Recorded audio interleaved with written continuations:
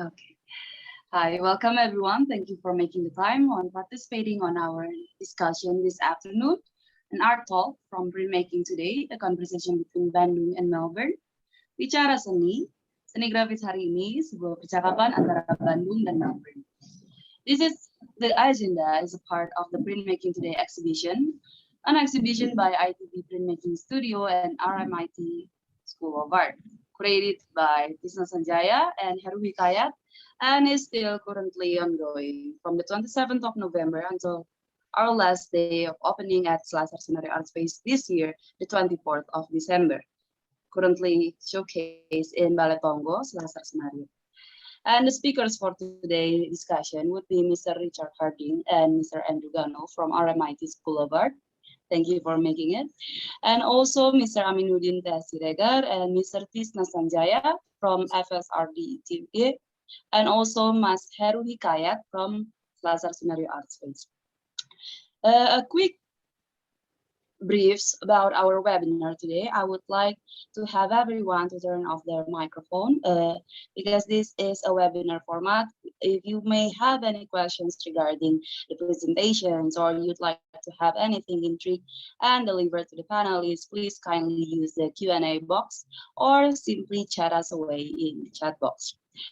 And today's discussion will be moderated by Mr. Ruth Johnson, who is also a lecturer at the Faculty of Art and Design ITB, specifically in the Intermedia Studio, and is also a visual artist who is also participating in the Printmaking Today art exhibitions. Okay, I am Christine from Selasar. If you have anything to add, you can also chat away to me on the chat box. Thank you, everyone. Welcome to the discussions. Mas Tuto. Thank you, Christine. Good afternoon, everyone. I hope everyone's well today. We are having a very wonderful panelists here. And for the rundown, the next one, I think we will, there's a preface about Printmaking Today exhibition and the discussions. And greetings from FSRD ITB Dean, Mr. Rikrik Kusmara. Unfortunately, he cannot attend this seminar online for in live. So it's a pre-recording video. So I think the operator, maybe Mas Koko, can play it on.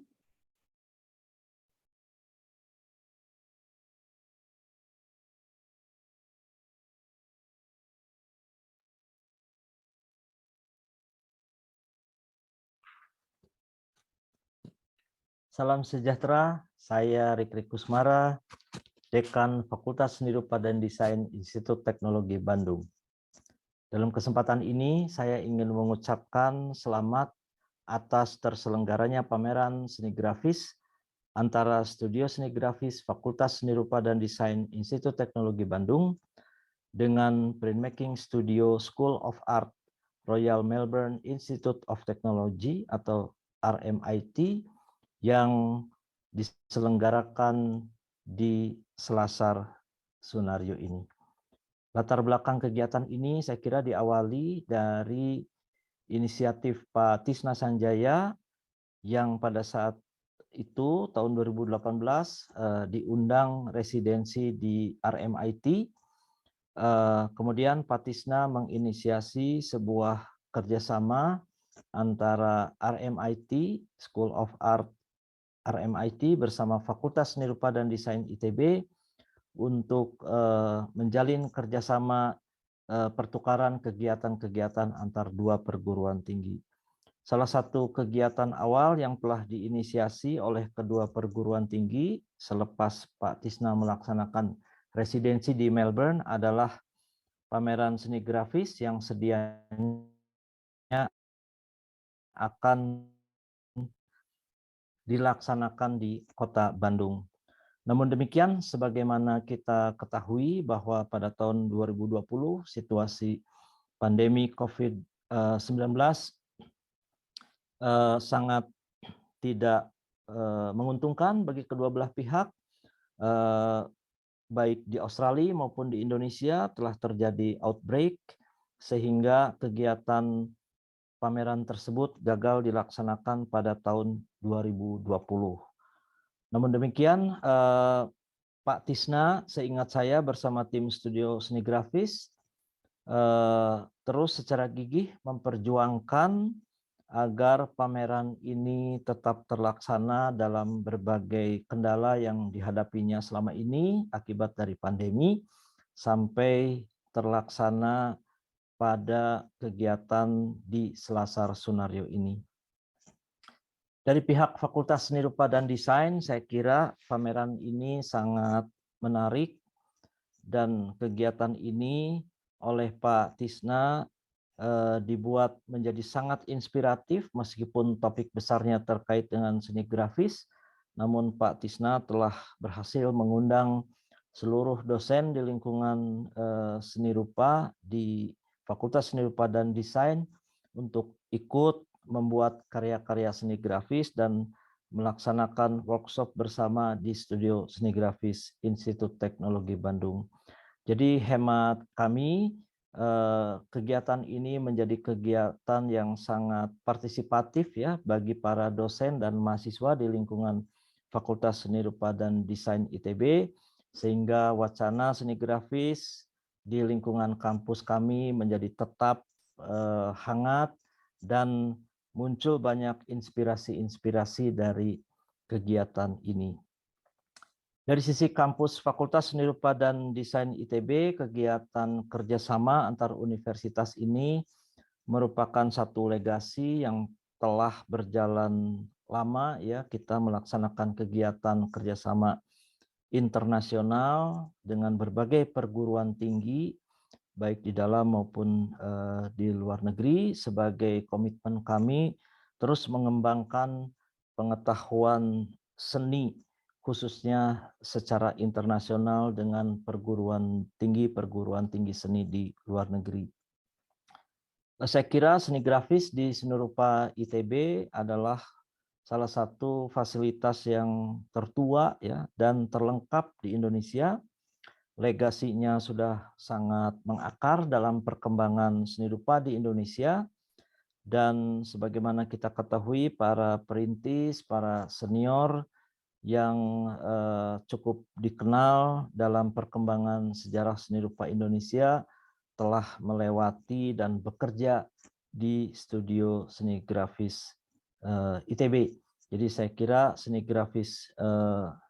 Studio Seni Grafis di ITB adalah salah satu tempat di mana telah menjadi basis artistik baik bagi para mahasiswa maupun para dosen dan juga calon-calon seniman besar di Indonesia. Dan terakhir saya kira dengan dipamerkannya karya-karya ini, karya-karya dua perguruan tinggi ini di Selasar Seni Sunaryo juga merupakan sebuah kehormatan dan tentu saja kebanggaan bagi kami di mana karya-karya dari kedua belah pihak ini dapat dikunjungi publik secara lebih luas di Selasar Seni Sunaryo. Izinkan saya juga mengucapkan terima kasih kepada Profesor Kit Wise dari School of Art Royal Melbourne Institute of Technology sebagai Dean di RMIT, kemudian Kristen Sharp sebagai Vice Dean di RMIT, kemudian Richard Harding sebagai koordinator di studio Printmaking di RMIT, kemudian ada Rob Dodd sebagai lecturer, kemudian Andrew Gunnell sebagai associate lecturer di RMIT. Saya juga mengucapkan terima kasih kepada Pak Sunaryo dan tim Selasar yang sangat mendukung kegiatan ini. Kemudian juga Mas Heru Hikayat sebagai kurator kegiatan ini. Dan terakhir saya mengucapkan penghargaan setinggi-tingginya kepada Pak Tisna Sanjaya dan kepada tim seni grafis di Fakultas Seni Rupa dan Desain ITB sebagai penghargaan atas terlaksananya kegiatan ini yang telah membawa nama Fakultas Seni Rupa dan Desain ITB tetap menjadi bagian dalam perkembangan seni rupa di Indonesia. Demikian sambutan saya mengucapkan terima kasih sekali lagi kepada semua pihak yang telah mendukung kegiatan ini. Terima kasih.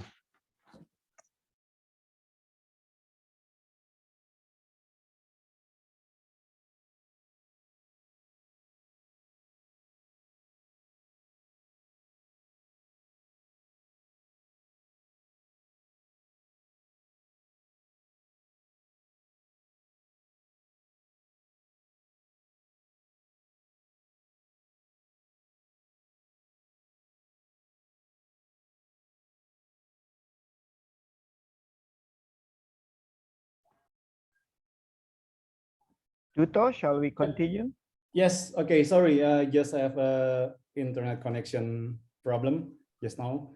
Okay, thank you, Dr. Rick Kusmara. And for the next, before we enter to the talk session, there's a few introduction and greetings from the studio lead of RMIT Printmaking studio lead, Dr. Richard Harding. Please, Dr. Harding.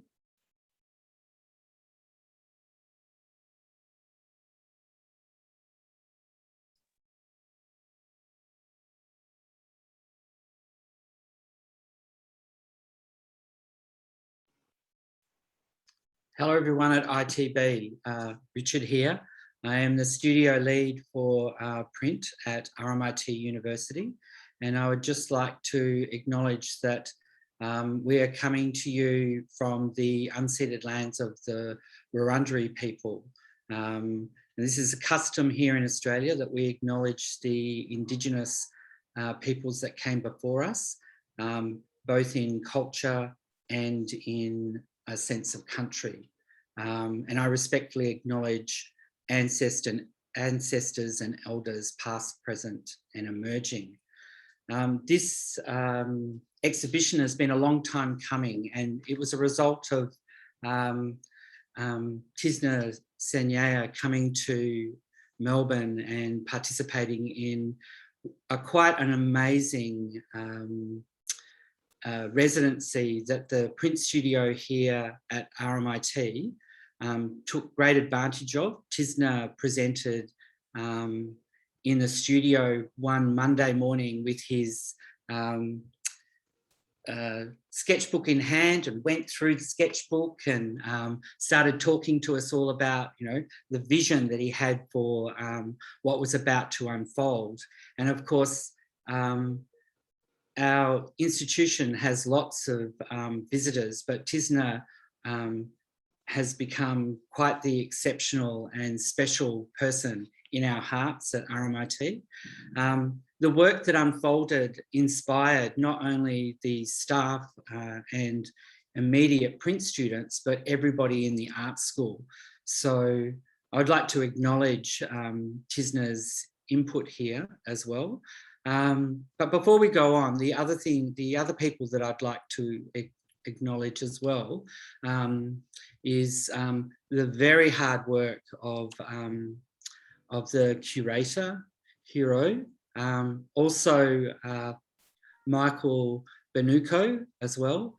Thank you very much for all your emails and all your information that's been coming to us. That's enabled us to write essays, communicate with each other across the sea. And I know that Associate Professor and Associate Dean Kristen Sharp wanted to be here today, but unfortunately she couldn't because she had some other commitments. And also the Dean, Professor Kitwise, sends his kind regards to everybody in Bandung. So thank you, and back to you. Thank you, Dr. Harding. Okay, for the next sessions, we have the first session. There will be separate into two sessions. The first session is the sharing and presentation from RMIT group. There's Dr. Richard Harding and Mr. Andrew Gunnell. Each of the presenter will share info and their presentation for 15 minutes. And for after that, we can continue with the Q&A Q&A sessions for 30 to 40 minutes maybe.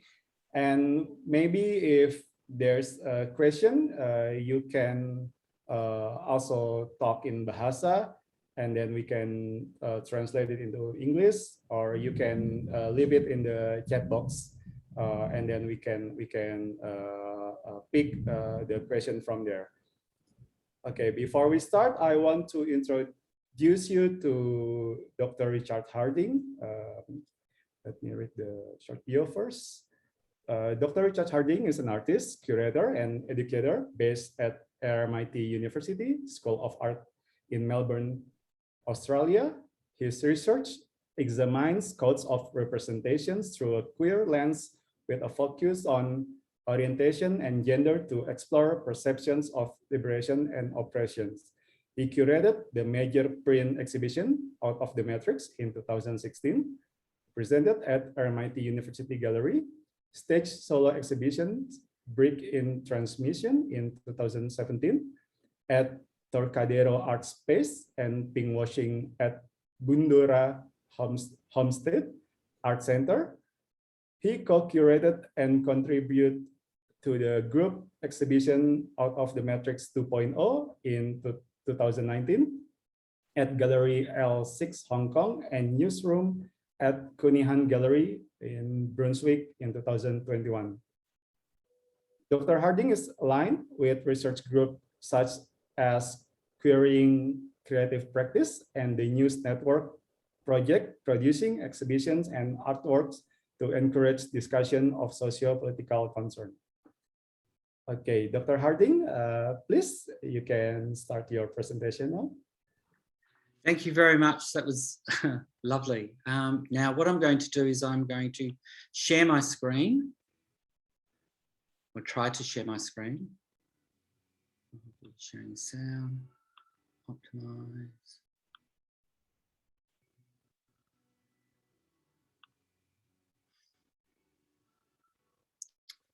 Ooh.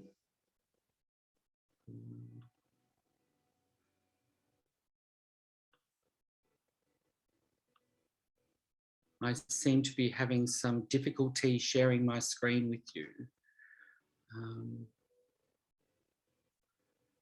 We can share. Panelists. Yes.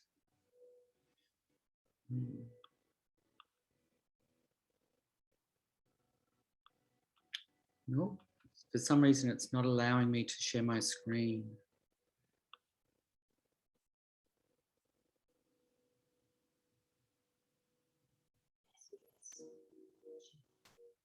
Mas Koko maybe can help.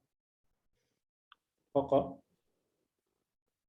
It's already allowed, but wait a minute.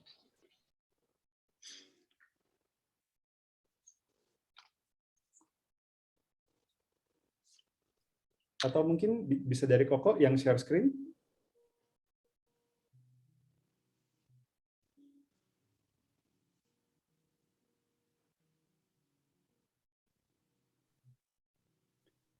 What are you seeing, Richard?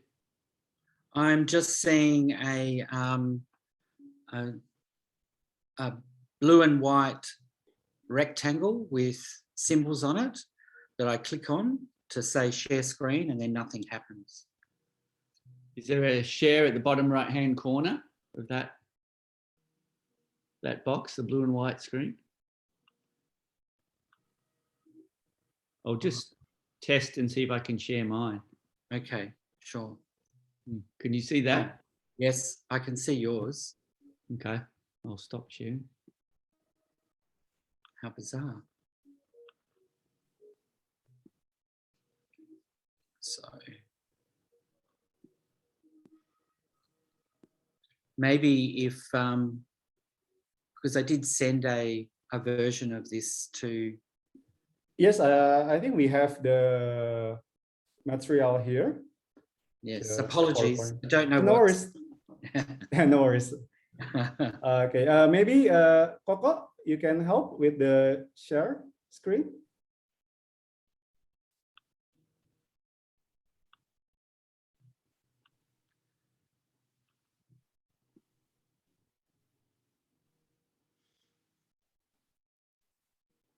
There you go. Okay, this one. Sure. Yes, that's it.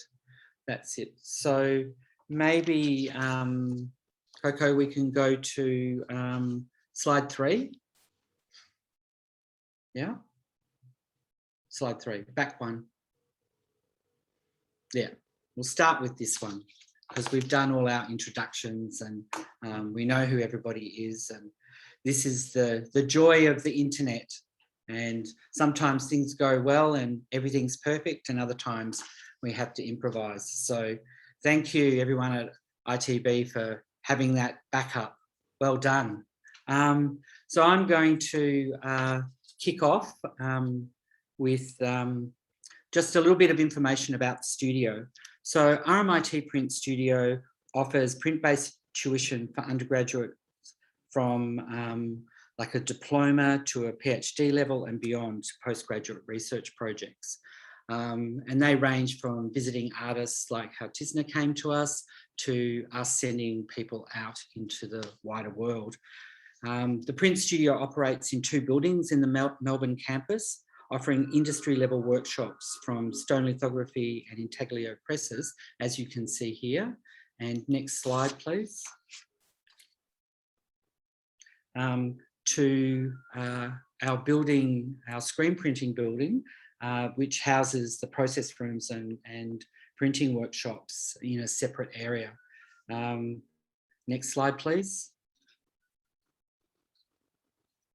We also offer a specialised digital lab to enhance our students' experience, to offer a holistic approach to print education from the tradition through to the contemporary and everything in between. This is wrapped up with a work-integrated learning curriculum. Next slide, please. So I just wanted to talk briefly to contextualise RMIT's position within the notion of printmaking today, which is why we're here. And printmaking today is a really big title, and we're just going to touch on what we can offer in this short time. So let us consider the ubiquity of print in our daily lives and practices. Print plays a fundamental and investigative role within current art practices due to its facility of reproducibility. And this is the key within the way that RMIT Print Studio operates.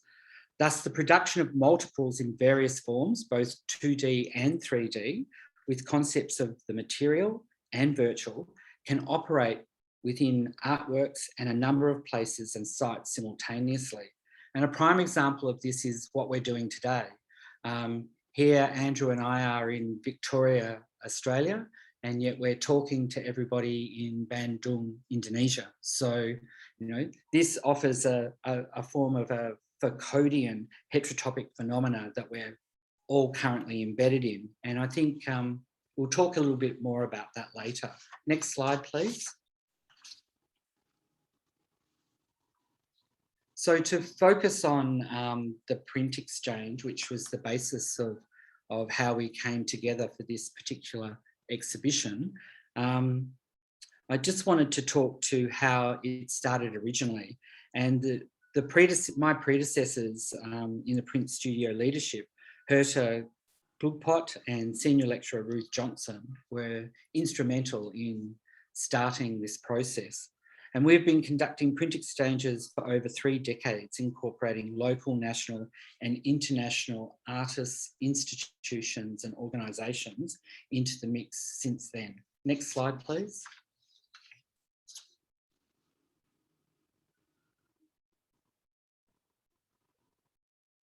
So a good example of this was the international print show, The Fold, that became part of the larger Impact conference in 2021 and 2022. So for For our purpose, these portfolios or exchange folios highlight a collective concern or premise.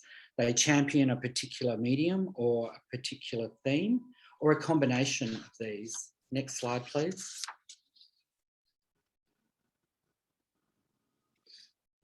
So our print studio uses these particular folios and the installation of these folios as teaching aids and inspiration to reveal examples of the countless possibilities of making, while demonstrating how sharing artworks and stories can offer the participants glimpses into different ways of making, conceptualizing ideas, and presenting beliefs. Next slide, please.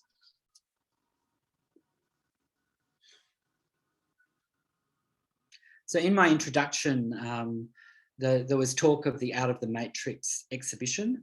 So the Out of the Matrix exhibition has actually become a project. So what you're seeing here is the catalogue and one of the artists from the first iteration in 2016. It's since then had an iteration in Spain in 2018 and Hong Kong in 2019. And as the title evokes notions of the mother matrix, it activates notions of reproduction and situates print mediums within the realm of the feminine and thus other. The matrix also triggers concepts of the original and copy, sameness and difference, real and virtual. An example of this is the matrix's ability to multiply and alter itself through printing, circulating and performance, as acted out here by artist Joel Gaylor. So you can see him on his skateboard, printing as he goes. Next slide, please.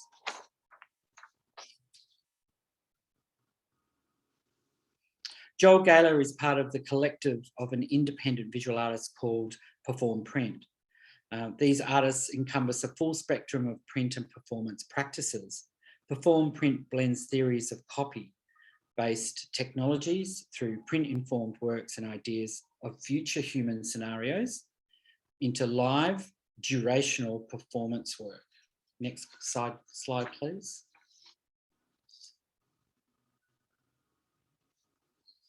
Sorry, Coco, I'm moving fast, aren't I? Thank you. So you first saw Joel as part of Perform Print, and now this is Joel as the individual artist. And Hot Metal presents, this work on the left, presents an insight into how modes of production can be manipulated and maneuvered at the artist's will. The title suggests the traditional copper matrix of etching or dry point. However, what is presented in this exhibition is screen printed text on a reflective mylar sheet. The words, printed backwards, are reflected and inverted onto the floor, extending the work into an ephemeral sphere. To the right, we have another work, License 2012 series, and this includes 3 artworks presented on a plinth. It does not offer the viewer a print, but a USB in a Perspex container, highlighting the virtual matrix awaiting the command of print. So what happens with this work is the gallery viewer or the gallery consumer buys the work, takes the USB home and prints their own artwork. So next slide, please.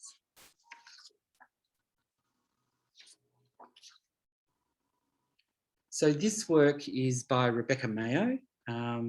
Rebecca's Mary Creek Zeltbahnen project was triggered by her participation as a volunteer restoration worker at the Mary Creek in the northern suburbs of Melbourne. Next slide, please. So this is another iteration of the same work, but very scaled down in Hong Kong. And here we can see how traditional print works can be reconfigured into various compositions using contemporary installation practice. And this responds specifically to various exhibition spaces. So if you think about components of print and the fact that we can produce many of them, we can increase the scale of our exhibitions and decrease or make our exhibitions smaller depending on the presentation space we're given. So Rebecca's work here is referencing a social practice, incorporating weeding, planting, sewing, printing, dyeing, collecting and walking. She does a lot, doesn't she? The quarter tent is also a single garment that when buttoned together creates a shelter for many. And again, within Rebecca's work, this is referencing a sense of community and also collaboration. Next slide, please.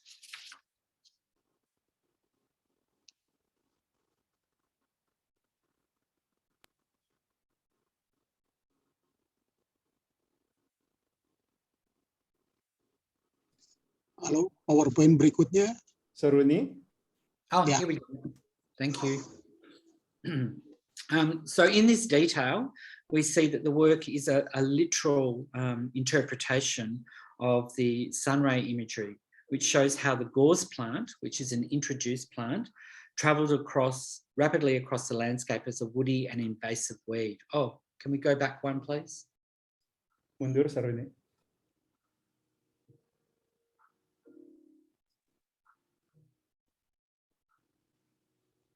Okay, so this is what I'm talking about at the moment. Made of cloth and printed and dyed with the plants actually collected at the sites along the creek. This offers an insight into how artists today are using natural components of their practice in the actual making. Very similar to how people in the 60s and 70s in Australia went to quarries and collected and mined their own ochres. Next slide, please. In the same strain, we have here a work by Ruth Johnson, who also has ongoing concerns of our environment and survival. And Ruth's project here, Common Garden, House to Studio, Fitzroy 2014 to 2016, was a performance piece of Ruth going from literally her home to the studio and back again, and in the process, weeding along the way. Next slide, please. As her title suggests, Johnson collected the weed matrices on her daily trips from her house to studio and back again. And here we have a selection of different weeds that were then put through a press. So next slide, please.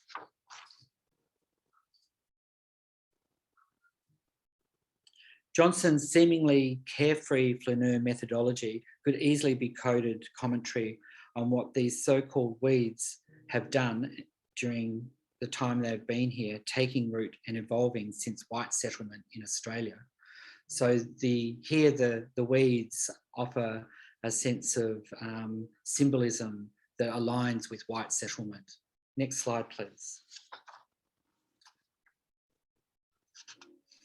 So the introduced or the non-Indigenous plant, as I've started to allude to, is crushed as they are imprinted onto the paper for further inspection and notation.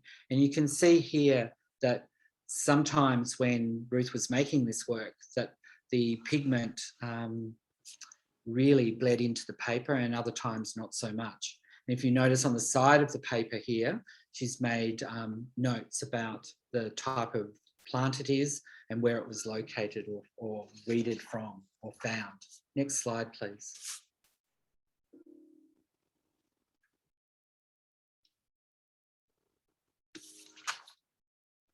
So on the second iteration of Out of the Matrix, the Common Garden prints were positioned on a defunct press, underlining their making method while highlighting the destruction of the matrix through production. So here we have the final works presented on a giant dysfunctional or non-functioning press as its giant plinth. So this work was received beautifully in Hong Kong. Next slide, please. I'll now talk to one of my projects. This project, Pink Washing, addresses LGBT global concerns at a time when lots of countries in the world are okaying gay marriage, they're okaying legal rights for LGBTIQ people. So to begin with the idea, I'll just talk to the idea of pink washing, and what it is the idea of pink. and whitewashing coming together to address the promotion of gay friendliness, or the false promotion of gay friendliness, of a corporation or political entity in an attempt to downplay any aspects of it that are considered negative. So this first iteration of pink washing was triggered when I was watching a news broadcast here in Melbourne on the SBS government channel, when they were reporting on the opening of the Vedechi ski resort in Chechnya in January 2018. Next slide, please.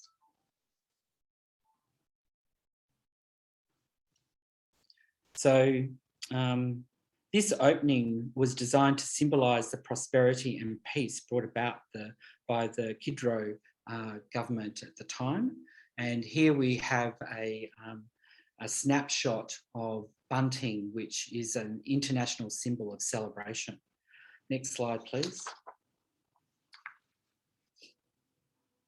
However, at the same time that these celebrations were occurring, anti-gay purges were being conducted around the globe at different points. But with this particular work, I was focusing on Chechnya. And this resulted in the rounding up and detaining of people of difference, specifically LGBT people, to be interrogated. And as a result, many were tortured and some died. Next slide, please. At the same time in Australia, we were preparing to celebrate the Queer Midsummer Festival in Melbourne, and also the 40th anniversary of the Sydney Lesbian and Gay Mardi Gras. And at the same time, our government, the Australian government, remained silent over these particular atrocities. So next slide, please.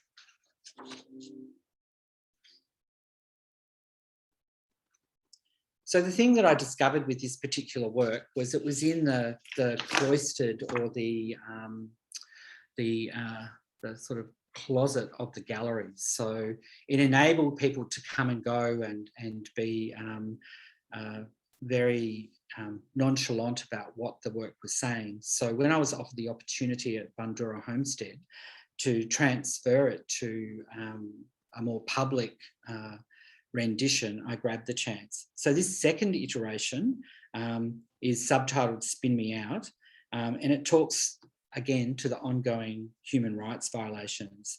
So this iteration utilises window decals on the entry vestibule as a multi-purpose space to enter, a space between spaces, and also a space to exit.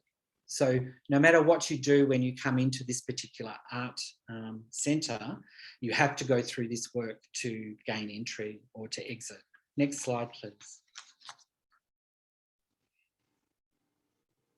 So the architectural positioning of the work in the front window and sliding glass door holds a key to the artwork's purpose, with a celebration of resilience in the face of adversity.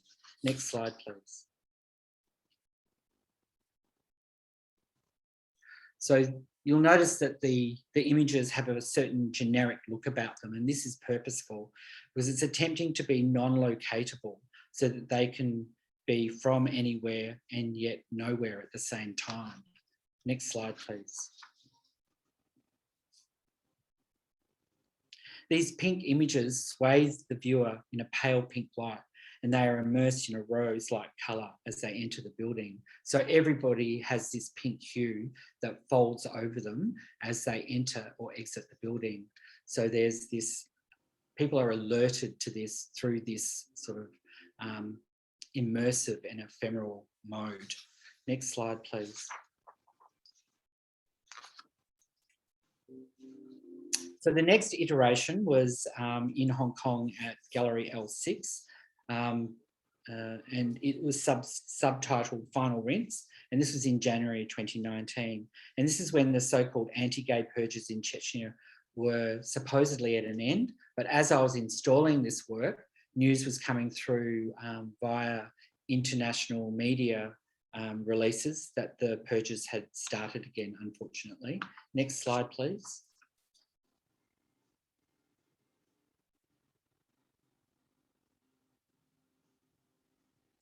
So this is the final iteration that I've done of this particular work, and it was part of the Swan Hill Print Prize in 2020, and was reconfigured yet again to fit a site-specific dimensions of the regional gallery windows. And one of the main reasons I wanted to show you this particular project was because it highlights the diversity and flexibility of reproductive technologies in today's contemporary print world. Next slide, please. So I'll finish with talking about Deborah Williams' work. Williams is widely renowned for her dynamic and poignant representation of dogs. Originally known for her intense black and white intaglio works, employing deep velvet blacks with expanses of non-image or textured space, as you can see here. But the really interesting thing about Williams is that she's also had the ability to move between mediums in a really diverse and interesting way. So she's used things such as screen printing, relief, and more recently, digital. And these were all based on the concepts around depicting the dog. Next slide, please.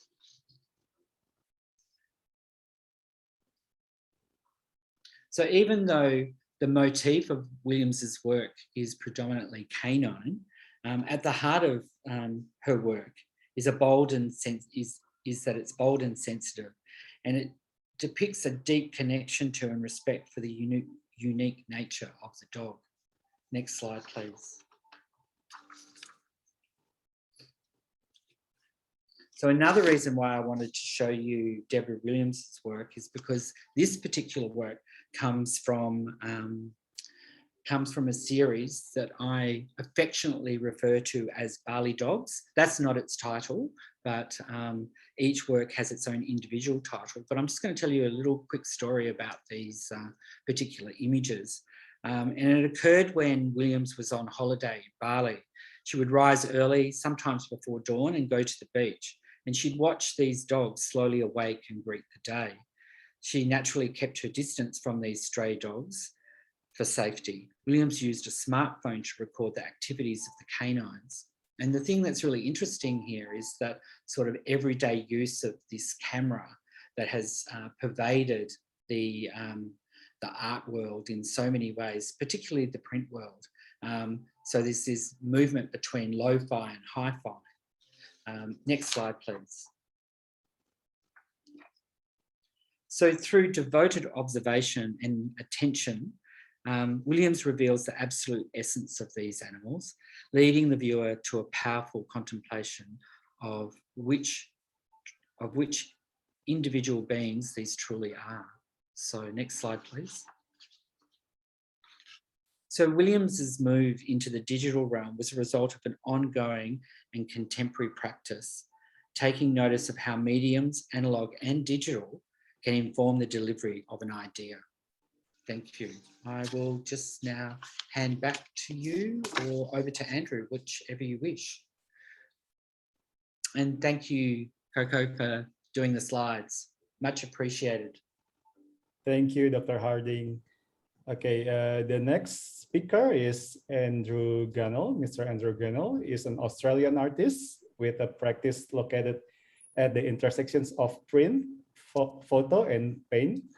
Current studio practice is an investigation into the effects of digitization on representations of natural phenomena and landscape. He has participated in over 70 solo and group exhibitions. His works is held in public and private collections, including the National Gallery of Australia, the Asia Pacific Photographic Archive, the Hong Kong Open Print Workshop, and the State Library of Victoria.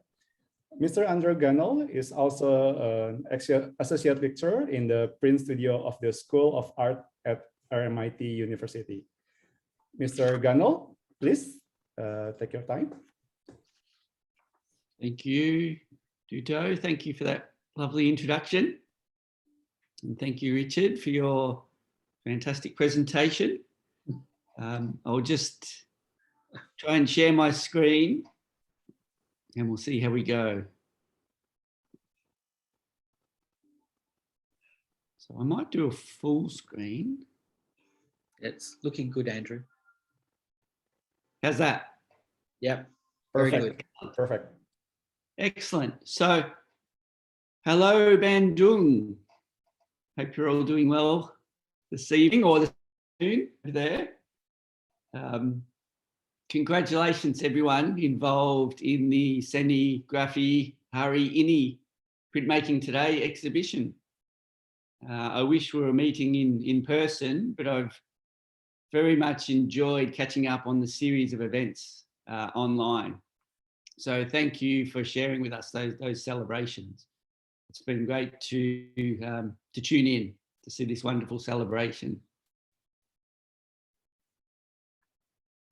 And I'd also, as Richard mentioned earlier, the acknowledgement of the First Nations people in Australia. I would just like to acknowledge the First Nations of the Wadawurrung people, the lands that I'm broadcasting from today.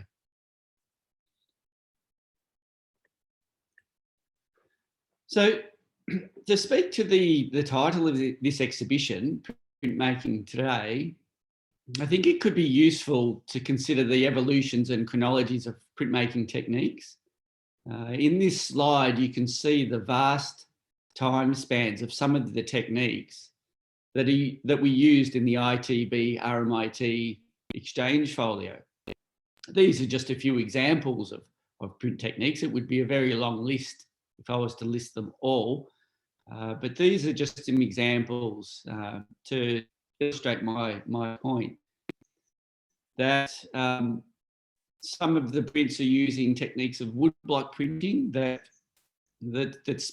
come from or first used 1,820 years ago. Some of the earliest forms of screen printing were also a similar amount of time. There's quite a bit of etching in the folio, so you can see there 506 years ago, on through to the inkjet printing, which is 72 years ago. In a printmaker's mind, that is, inkjet printing is quite new and sort of revolutionary. You see even there, it's 72 years ago. So the fascination for me, though, is, and in context of this exhibition, is that many of these techniques and technologies are obsolete from a strictly commercial point of view. But the crucial part of this exhibition and what we're talking about today is that artists continue to use these techniques on one level to keep them alive, to keep those traditions alive and evolving. But also, importantly, as printmakers, we are united in a fascination and motivation to explore how these historic and contemporary printmaking technologies can be used to speak in unique and meaningful ways to concepts of today, and also to imagine a print-informed future. The history of print is intertwined with the history of technologies and their effects on the ways in which we're able to communicate. As we've seen in the previous slide, artist printmakers use technologies that can span thousands of years of production. When thinking about the theme of the exhibition, Printmaking Today, and how this could apply in an Australian context, what I consider to be some of the most interesting contemporary works are made by artists that work across various combinations of print mediums. Artists that combine and contrast techniques in order to highlight the different histories and voices of each print medium. They use these mediums as a tool to encourage the viewer to consider how the image is made, to invite an audience into a deeper dialogue with the artwork and contemplate how these methods can contribute to the conceptual reading of the work. With these considerations in mind, I would like to speak to an area of contemporary print practice, in particular, artists who work at the intersections of analog and digital print technologies.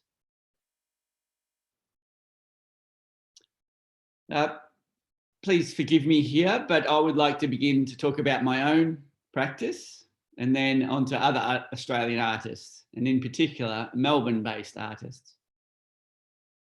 This is the woodcut titled Wish You Were Here, 2019. Could be appropriate in this context too, as we all wish that we were together viewing this exhibition. But I guess we're having a digital postcard in conversation. This work began with a personal interest in 9 by 5 inch tourist postcards. When I received these postcards, I often contemplated about the separations between the writing of the sentiments on the postcards, such as "Wish You Were Here," and the sending and receiving of those messages. To explore these separations, this work contrasts the slow elaboration of time during the carving of the woodblock, which took quite a long time, and the instantaneous. This is the slow carving was contrasted with the image that depicts an instantaneous crashing of a wave.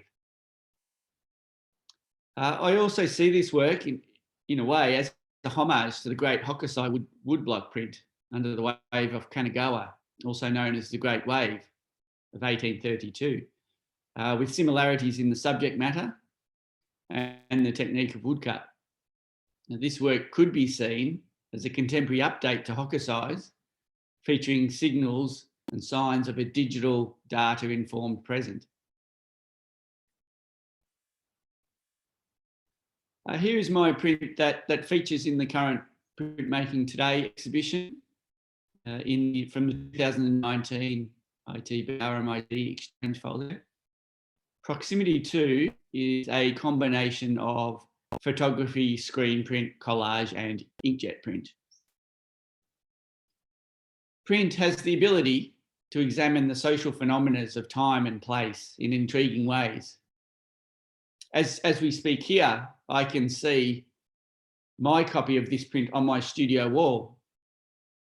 And as I speak to you, I'm also imagining and contemplating your encounter with this print, alongside many of the other wonderful prints in the exhibition. And I'm somehow, through that thought process, I'm somehow transported to Bandung. Through print and exchange, we're being brought closer together to celebrate printmaking today and imagine printmaking tomorrow. This work, Proximity 2, began as a photograph taken out of a plane window. From this photograph, I then made a collage using a combination of analog and digital methods. This collage was then used as the basis for the finished print that was made using a combination of hand screen printing and archival inkjet printing. I consider this print to be a significant work within my current practice, as the methods that I began to experiment with here have informed much of my recent studio investigations. The next work that I would like to speak about is Proximity 5, Strata. It comes from the Proximity series of works, inspired in part by the work in the exhibition folio that you have in your current exhibition. This series of works forms a component of my ongoing PhD project that considers the effects of digitisation on resonance within images of landscape and atmosphere. The research explores how reconfigured images that are presented on our digital screens could be altering depth perception of and connection to the outside world. This work is currently being exhibited in the 2021 Experimental Print Prize at Castlemaine Art Museum.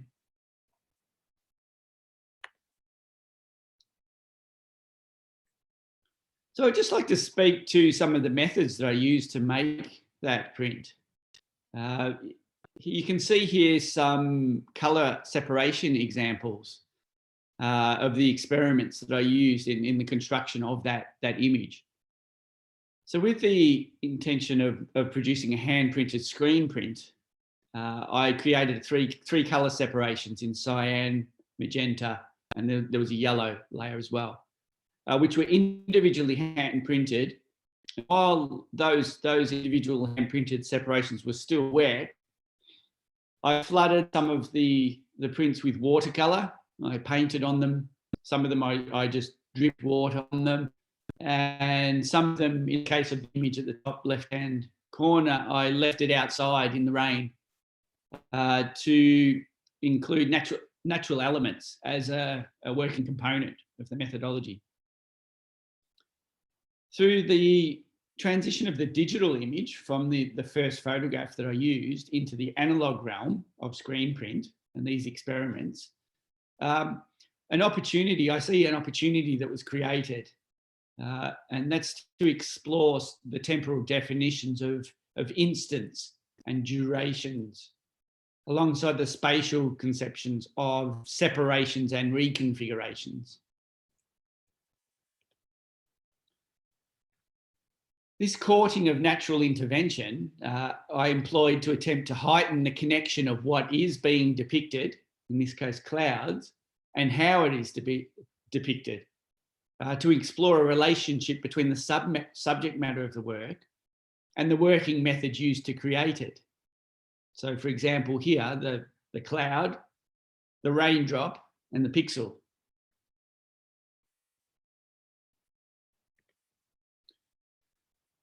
Those individual experiments that I painted on, the print separations that I painted on and left outside, I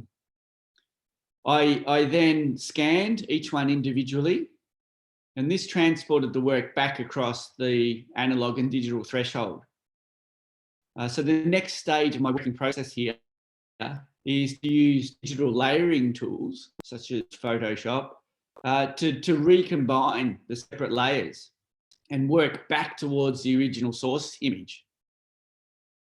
So there's further abstractions of the original collage produced at this stage because of those individual environmental effects. So in the top sort of left-hand corner, you can see some sort of wavy kind of marks in there. That's the separations that I printed on the tracing paper, actually being buckled from the water, not actually from any clouds in the image. So the physicality of that separation is actually mingling with the clouds that are depicted.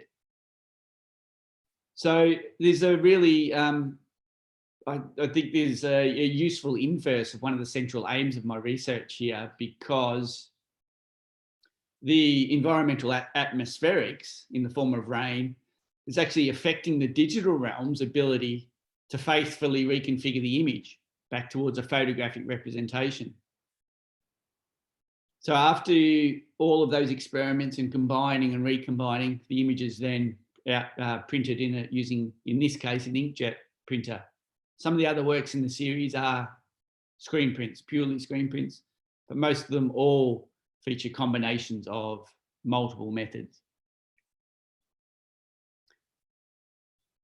So that's enough about me. I would now like to introduce some other artists that work work across the digital analog threshold, but in very different ways to how I work. Dr. Yasmina Sinanas is a colleague in RMIT Print Studio, a fellow lecturer. Yasmina is an artist that is well known for her spectacular reduction lino cuts. Now this slide represents the working collage for a 2020 work called Jubawa Jubawa. An earlier iteration of this work is actually featured in your exhibition, Printmaking Today. You can see the head of the double-headed creatures. There's a version of that, there's a study of that in your exhibition as we speak. This working collage highlights early stages of Yasmina's working methods. So an analog collage is constructed of multiple print source materials, including Yasmina's previous lino cuts. There's newspaper clippings and there's magazine clippings in there. Yasmina also teaches a course at RMIT called Print Regenerations, which charts the movement of an image across multiple print and image formats. The collage that we saw in the previous slide is then transferred onto a lino block for carving. So you can see the lino block here in Yasmina's studio. And for the different print stages, I think this block was, at this stage, was just prior to the final or second last print layer. So there's a very impressive stack of Yasmina's editions as they are printed. They're awaiting their second last print layer there. So the olive green that we saw in the previous slide. So these works go through multiple printing, carving iterations and stages. And this is an image of the finished lino cut with the black layer that completes the work. Yasmina's work also spans artist books and an alternative photographic techniques such as cyanotype. Interestingly, you can see here Yasmina's use of recycled printed materials as well, such as the inside of business envelopes. The next artist I'd like to speak about is Belinda Reed. So Belinda Reed evokes memory of place through prints that are created through the deconstruction and reconstruction of imagery using digital print, lithography and weaving processes. This image was made using a photolithograph and of a found landscape.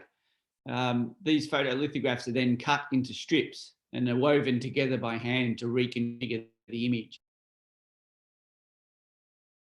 Here you can see a close-up illustrating the weaving process in Belinda's work. Captivated by the process of deconstruction and reconstruction of imagery within digital and analog printmaking, Reed explores and examines the potential consequences of scale on memory of place. Gracia Harvey and Louise Jennison are Melbourne-based artists that combine historical image archive research, analog collage techniques, and commercial print technologies to produce their artworks. Collaboration with each other and master printers and bookbinders is a central vehicle for their multifaceted arts practice. This image came from 2020 exchange folio. Harvey and Jennison's work also often presented in artist book form. And here's a recent example. And Louise Jennison also teaches into the artist's book and book as art object classes in the RMIT Print Studio. Emeritus Professor in the School of Art at RMIT, Leslie Duxbury's artwork explores the phenomenology of perception and the potential separations between embodied encounters with landscape and the viewing of reproduced images of the natural world. In this work, Duxbury uses descriptive functions of text, such as relief printed cerulean or azure, over a grey skyscape, to attempt to evoke experiential sensations of blue sky, thus inviting the viewer into a deeper resonance with the image.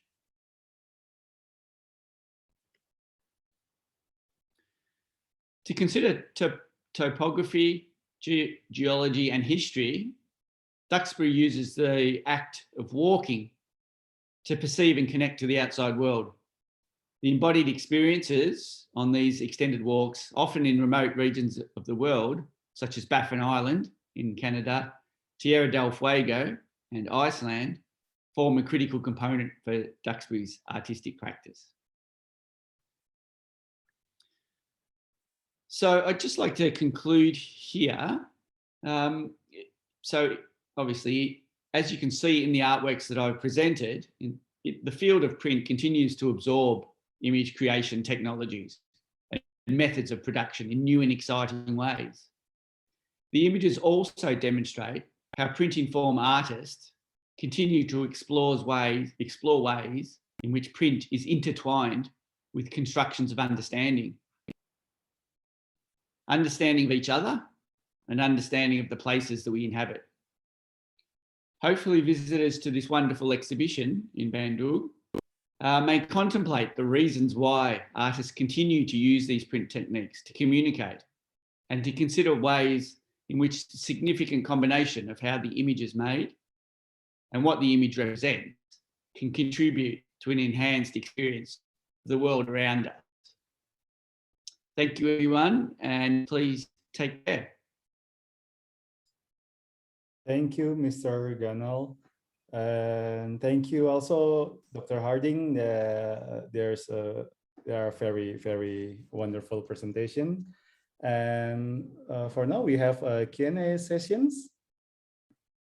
If there's any question from the attendees, you can raise hand or send your question via the chat box. Oh, Mas Heru, Mr. Heru Hikayat want to ask to join the Q&A. Okay, one of the panelists, please, Mas Heru. Thank you, Duto. Thank you, Dr. Harding and Mr. Ganel. Very interesting presentation. Actually, I have a question for each one of you. Maybe I would start with Dr. Harding. The most interesting part from your presentation for me is that title, Out of the Matrix. I think that is one of the key term for discussing this printmaking. So my question would be that practice out of the matrix, does it always directly connect to wider context such as urban or political situation or not? Yes, that is the question. Later, maybe if we still have time, I have a question too for Mr. Gana. Thank you, Duto. Okay, thank you, Mr. Heru. Please, Dr. Harding. Can you repeat the last bit of your question? You fell out then about the context. Yes, the out of the matrix as a practice, does it always directly connect to wider context such as urban situation or political situation, things like that? Does it always directly connect or not? Thank you. Okay. Yeah. Thank you. Thank you for that. It's a really great question, actually. I think that the artist makes that connection rather than the matrix. The matrix is the element or the original that is everything comes from and is reproduced from. And so the artist actually positions what is in that or on that matrix, and therefore in the wider idea of content of the work, and also the exchanges between contemporary issues operate through the artist's intent. And I think that the matrix itself is part of the vehicle, like the medium or the choice of medium is part of how we as practitioners maneuver through the world and operate in a way that offers the viewer an expanded understanding of a single image. So, and it's a really open question, but it's an amazing question. And I suppose if I think about works like Rebecca Mayo's that I showed and how she uses notions of the matrix, along with Ruth Johnson as well, where they use natural and found plant life to be the matrix as well. So, yeah, I think that it operates out of the intent of the artist rather than the matrix itself. Thank you. Thank you, Dr. Harding. Gimana, Mas Heru? Yes, thank you. Thank you. So if I still have time, I have another question for Mr. Gana. Okay. Yes, Mr. Gana. Well, that title, Printmaking Today. Well, I will tell you more about that on my presentation, how I came up with that phrase as the title of this exhibition, but from your presentation, you connect printmaking today, and the second part is imagine printmaking tomorrow.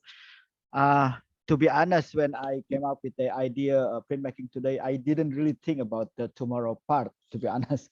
But yeah, I think you're right. These two are connected, and also the third part would be, I assume, the past. So the past, the present, and the future. The three are always connected. So now we are in this kind of situation where we see each other more on screen rather than, directly. So I think this is a part of we call new normal. So in terms of imagining printmaking tomorrow, what do you think it will affect to this printmaking situation or printmaking practice, this on-screen culture? Do you think it has any deeper impact or things like that? Thank you. Yeah, thanks for your question, Guru. I mentioned printmaking tomorrow, and I presented some of those dates because print continually evolves and absorbs and reconfigures technologies and conversations. And when etching was first presented, it was the height of speed and efficiency.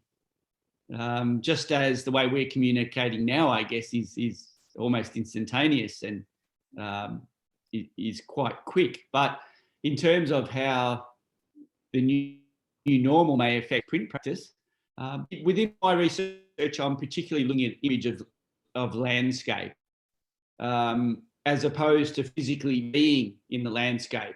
So I'm wondering how, through digital images, how that actually flattens depth perception as opposed to actually physically sitting out in a landscape. The differences there in experience. So I think it's probably too early to draw too many broad conclusions because we're still experiencing this new normal, and I guess we'll probably see the answers to that in a few years' time. But I would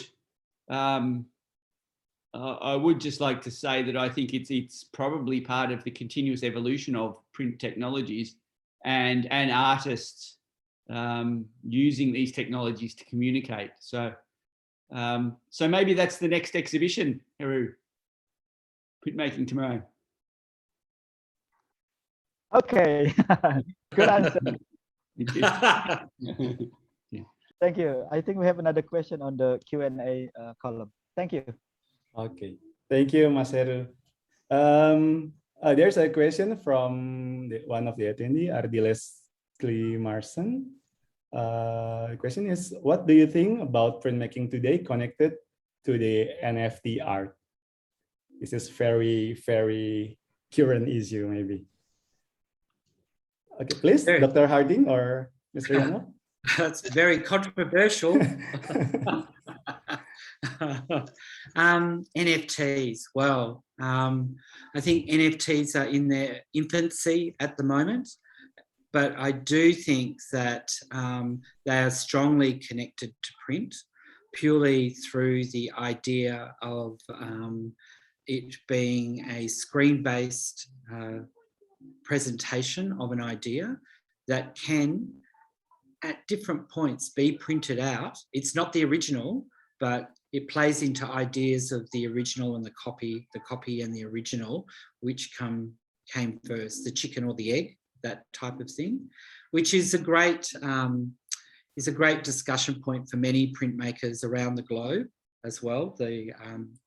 The idea of the original and the copy. So yeah, I think that as far as getting an NFT to connect or to talk to other NFTs, I think that's the next thing that will happen.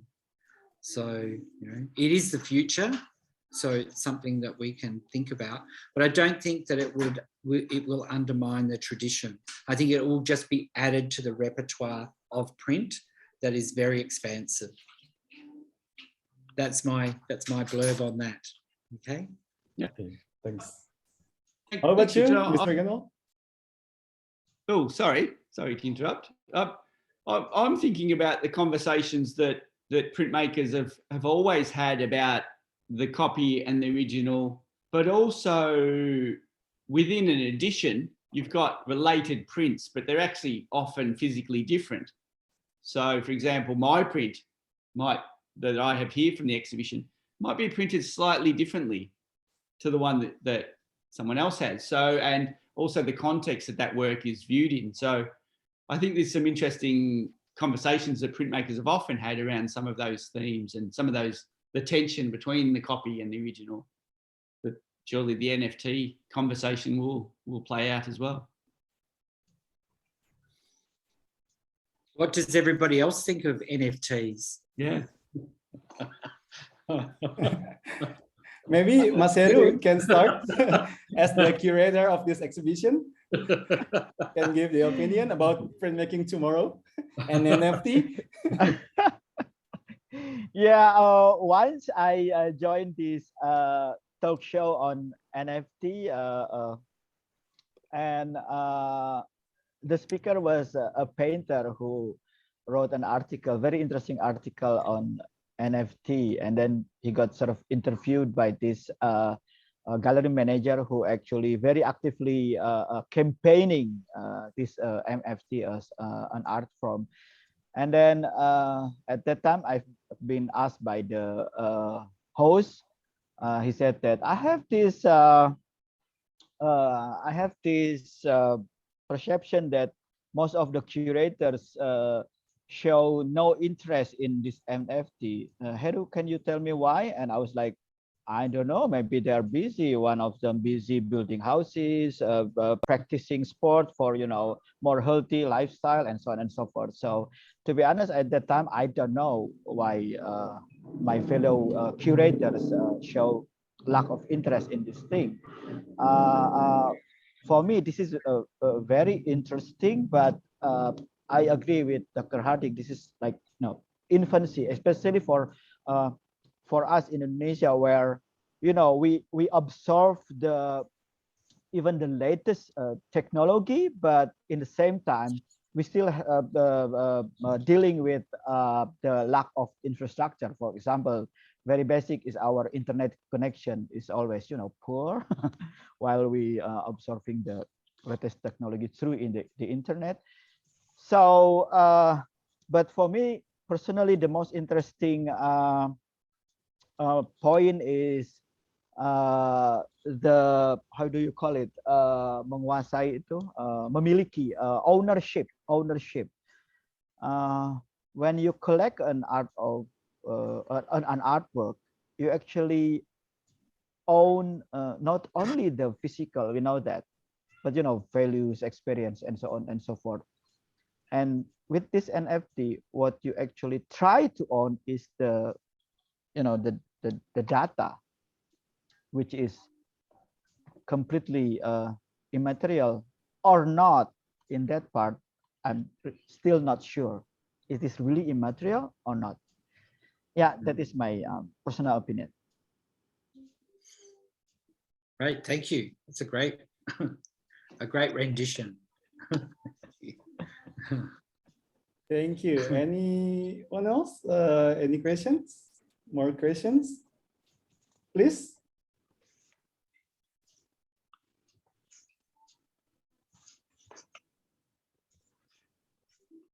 Okay, maybe a follow-up question to the previous question from me to Dr. Harding and Mr. Ganol. Previously, Mr. Ganol shared like the timelines about the history, short history of printmakings, and then I don't know. I think it's from the perspective of from the academic perspective. Sometimes the students have this kind of I call it romanticization of the analog techniques or skills and stuff like that, and making works using the analog techniques is more how to say it, like a skillful or pure maybe, rather than the digital the techniques or digital machines or something like that. And yeah, it's always happened in my point of view. It's always happen usually in music, maybe when you perform using guitars or some kind like traditional instruments, and then compare it to performing music using laptop and the computer and on the stage. People always feel that kind of romanticizations of the instruments. So from the point of view of maybe academics, both of you are the lecturer, maybe from RMIT. How about the students there? And also, what do you think on what's your response if there's like an opinions like that happen in the school? Please. Sorry, Richard. Yep. I interrupted. Well, No, go for it. Firstly, I would like to agree that they are romantic techniques. They are romantic and they are magical techniques, and artists over quite a few thousand years are keeping them alive and continuing to practice those techniques. From an academic's point of view, I think students need to find their own way into that magic, because they'll all resonate with different processes in different ways. So introducing that magic and allowing them to navigate those processes in their own way and their own time is very important. Sometimes all it takes is an introduction to that process, and then the student will just discover, and their relationship with those making methods will take over.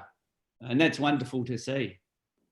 I'd just probably like to add that maybe the newer technologies that romance hasn't completely played out yet. Maybe that script, or to use your musical analogy, we're not yet to the chorus of that song just yet. But in time, that may happen. Yeah. I'll just jump in now and talk to that. So one of the things that happens in our studio at RMIT is that we instruct our students in the tradition all the way through to digital. And the thing that we've found, especially with the younger students, that there is this sense of nostalgia with the big presses and the materiality and the tactile nature of the materials that they're using, that they're almost at that point where when they go to a computer, they feel a little bit let down. That because it's for them, especially the younger generation, computers are very natural to them. And so it doesn't hold that same nostalgia or that same sense of excitement of the past as well. But as students move through the program, the thing that we've discovered is that what Andrew was just saying is that they lock on to different mediums depending on their mode or their idiosyncratic way of being. So some of them naturally go to screen printing, some of them naturally go to etching, some of them get onto the computer and never leave again. And then some of them cross over constantly backwards and forwards and become very adept interdisciplinary artists. So, and the thing that we promote or that we try to encourage is exactly what Andrew was just saying, is find your voice.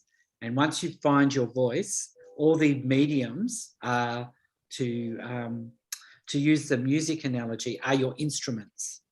And you choose which instrument you need to tell a particular story at a particular time. But don't think that's the only instrument that you can play. And I'll leave it there. Thank you, Dr. Harding and Mr. Ganal. It's very nice. Okay, any other questions from the attendees? Maybe from another panelist? From the... All good. Yep. Okay, all good? All good. Yep. Okay, so I think, yeah, that's for the first sessions from the RMIT session. And thank you again, Dr. Harding and Mr. Andrew Ganal. Yeah, it's very, very interesting presentations, and then nice discussions, a little bit discussion there. And then maybe we can continue with the next sessions, or is there any short break? How is it? No, I think we can continue. Okay. We can continue with the ITB sessions, the session from some presentation from ITB. There's Dr. Tisna Sanjaya, Mr. Heru Hikayat, and also Mr. Aminuddin Siregar. Ada di sini nggak ya? Is there? I think he's already joined. Okay, good. Okay, so before we start with the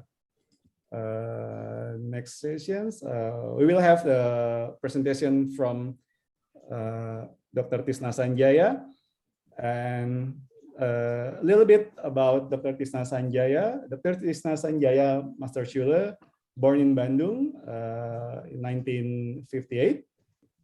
Educational background, printmaking studio in FSRD ITB for the undergrad, and then continue his master in Frey. It's in German. I forgive me if I pronounce it wrong. Frey Kunst, HBK Braunschweig, German, and his doctorate is from Institut Seni Indonesia Yogyakarta.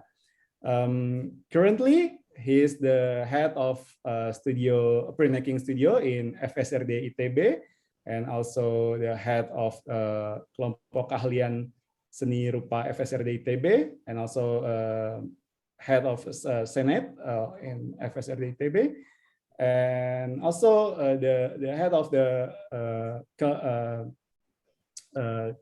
art communities called Imah Budaya Cigondewa, which is still active until now, and then very, very active currently. And you can check the Imah Budaya Cigondewa in the website imahbudayacigondewa.com. Okay, Pak Tisna, silakan, please. Thank you so much, Mr. Duto. I want to share screen ya. Sudah kelihatan, Duto? Oke, sudah, Pak. Oke. Sampurasun. Selamat siang. Rampes. Good afternoon, everyone. How are you? Our colleagues in RMIT Melbourne, thank you so much. Bapak Richard Harding dan Andrew Donald. Very interesting the presentation today, and discussion too with Heru Hikayat as moderate curators, and Duto. Saya mau bicara, I want to speak in 3 bahasa, Indonesia, English, and Germany. Wonderful. Silakan, Pak. Three edition ya. Grafik art. Hope you are well. I'm very glad and more than happy for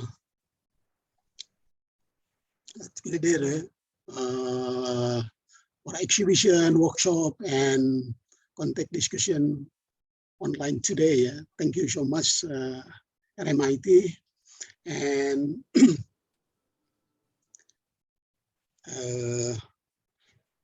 for me, graphic art is unique medium of art within which I always find some surprising form and shapes.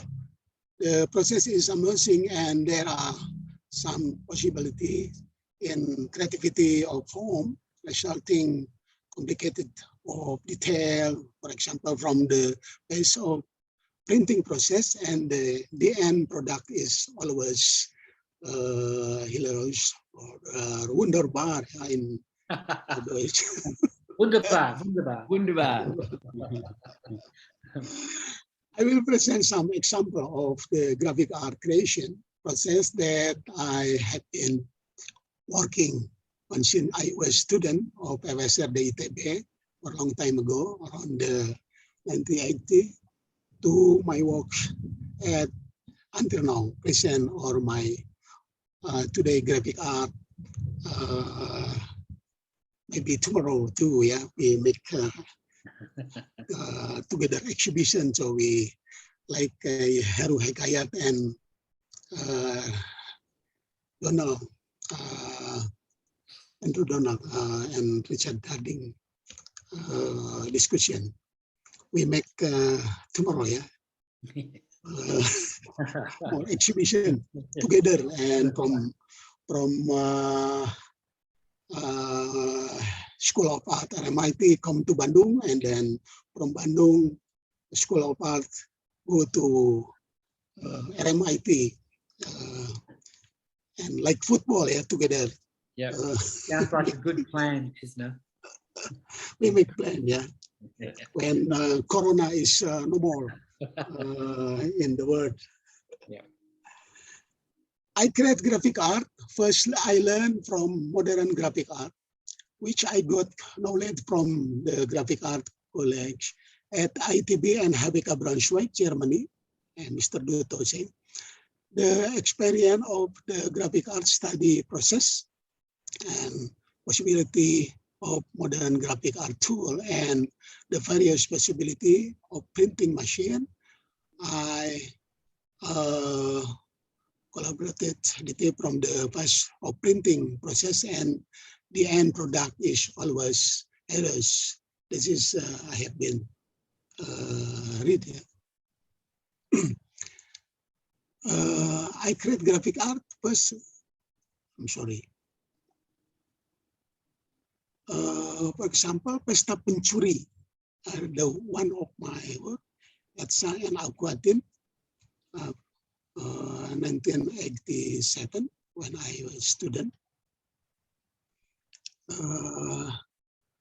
What call seni grafis sebagai inspirasi perubahan sosial, ya? Apa itu terjemahannya, ya? Printmaking as social and political inspirations of a change of inspiration of change of social and political. Yep. Okay, thank you. Right. An example of the art of etching with the title The Thief of Party, which I did 1986, 1987 when I was studying in ITB. This work is still contextual with the energy of the current socio-political situation in the reform era today in Indonesia. The medium is etching, aquatin, dry point, and the content or theme, this graphic work of The Thief of Party, tell the story of the political crisis of the New Order era. A critique of the hegemony of power politics at that time. So I use the Thief Party and other graphic work with the same theme as the cover of Underground or Underground magazine, namely Independent magazine. As an art medium of resistance to the dictatorial regime in the New Order era. The graphic art medium was quite effective as a bright connected manual print media in collaboration with pro-democracy activists at that time who converged human value, human right via the independent magazine, which was print semi-digitally at that time, 1970, I think. So graphic art is expanded into an ecosystem for the purpose of social political change.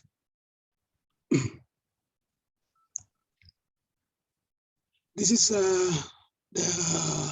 my etching, and as the cover of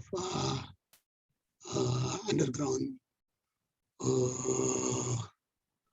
magazine that time, and then the chef of the independent magazine ditangkap oleh pemerintah pada waktu itu dan masuk penjara ya. Jadi ini sebagai sebuah artefak dari proses perubahan sosial politik pada waktu itu. Itu Duto mungkin sedikit itu disampaikan. Okay, so the team who behind the independent magazine imprisoned by the government during the period. Kepalanya. Oh, the head of the independent magazine imprisoned by the New Order government, and then that's This magazine is respond to banning the Tempo magazine that time. This is my graphic art 1994. But not only my work, also for example, from Nandang Gawe, the artist Harry Dim, Rahmat Jabaril, and so on, from Indonesia. Maybe next time I want to presentation or Pak Amunidun Siregar, the historian, maybe presentation about the graphic art in Bandung, about graphic art in Bandung. This is very interesting and bikin funny democracy because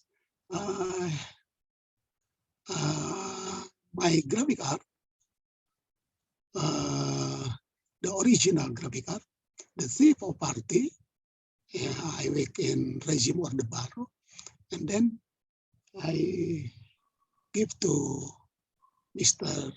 Jokowi, the president of Indonesia before, is as president today, and then I say to Mr. Jokowi, please don't make the government like regime era, and we discuss a little bit discussion with Jokowi. That's mean this art as artefak for the seni sebagai sebuah strategi budaya atau siasat budaya untuk menyampaikan sisi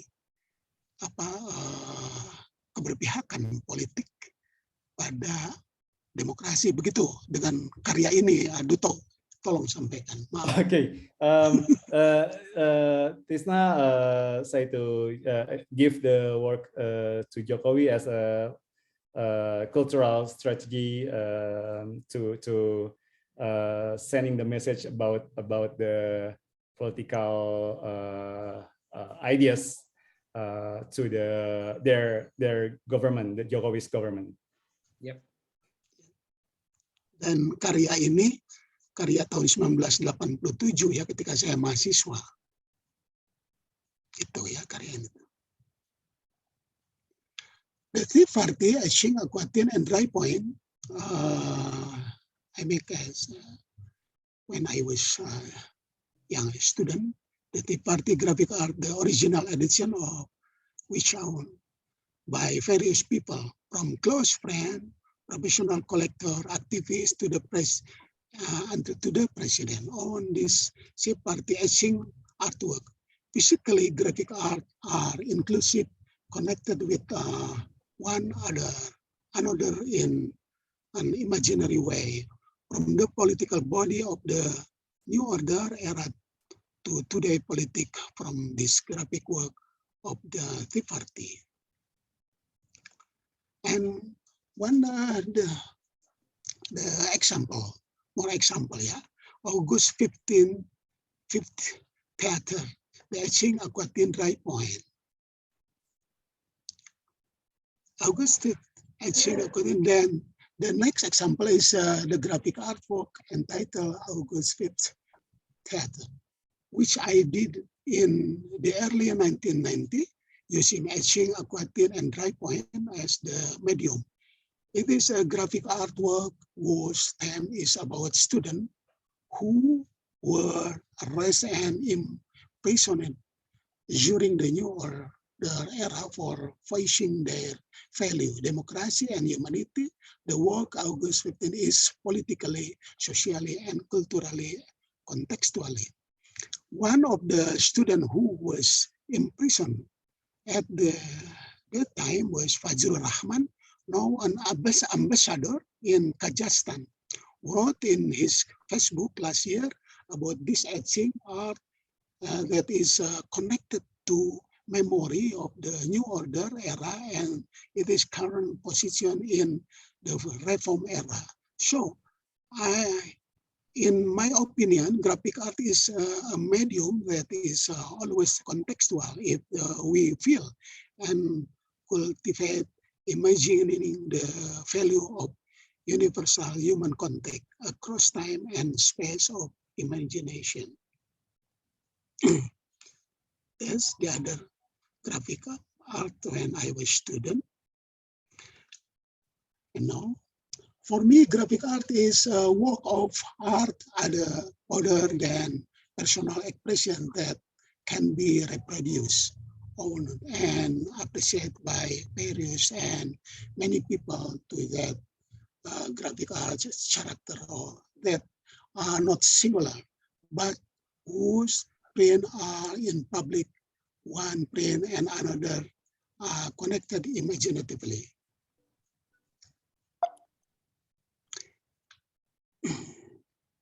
In addition, the inspiration from the graphic art creation process for me, personality has given a unique energy to be drawn to the issue of the medium of the body printing tool as machine and grow then represents into intimate, close, and sublime graphic artwork to convey spiritual value, contemplation, and exercise for physical and mental health connected with external problems. The body motion can be a daily medium that is intimate, close, detailed, familiar, and distinctive from the body and soul of the body as living machine. This is my exhibition, a solo exhibition, 2018, potret diri sebagai kaum munafik, the response from the hegemony of, not hegemony, the response of situation in Indonesia,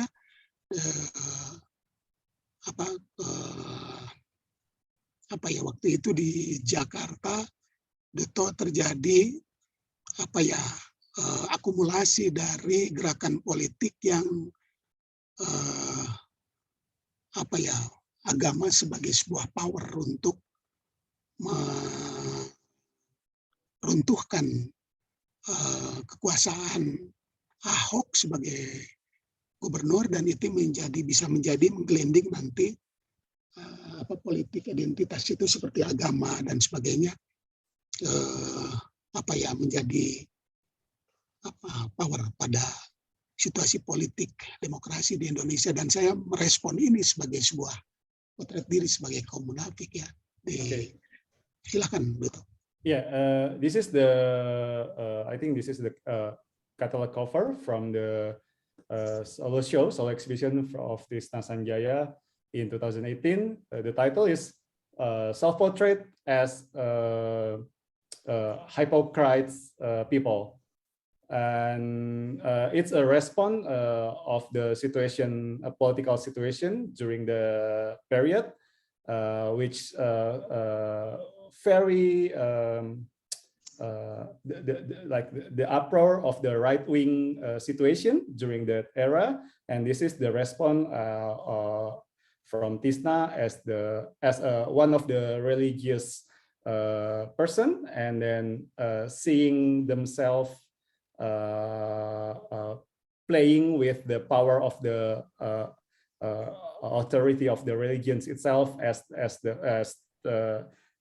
a political weapon, and then trying to how to say it, like undermining government or something like that. Medium yang saya kerjakan di atas 33 sajadah ya, sebagai simbol dari zikir sebagai umat Islam, dan bahan-bahannya dari serbuk, arang, dan campur dengan berbagai macam rempah-rempah. Yeah. So during the exhibition, there's also a performance from Tisna using the gestures of praying in Islam, in sujud and zikir, and also using the charcoal and some spice that can find in Indonesia. Ini karyanya sekarang dikoleksi oleh Museum Macan. This is now acquired by Museum Macan in Jakarta. Ini juga monoprint ya, mixed media, mediumnya charcoal, respon terhadap situasi di Indonesia pada waktu itu. Ada ibu yang jihad ya, atas nama jihad, mengajak anaknya dua untuk bunuh diri ya di Surabaya. Jadi ini menurut saya seni grafis atau seni apapun, saya kira mampu ya untuk menyampaikan tidak untuk kekerasan yang terjadi. Jadi itu intinya. There's another example of the inspired by the right-wing violence, where a mother during did bomb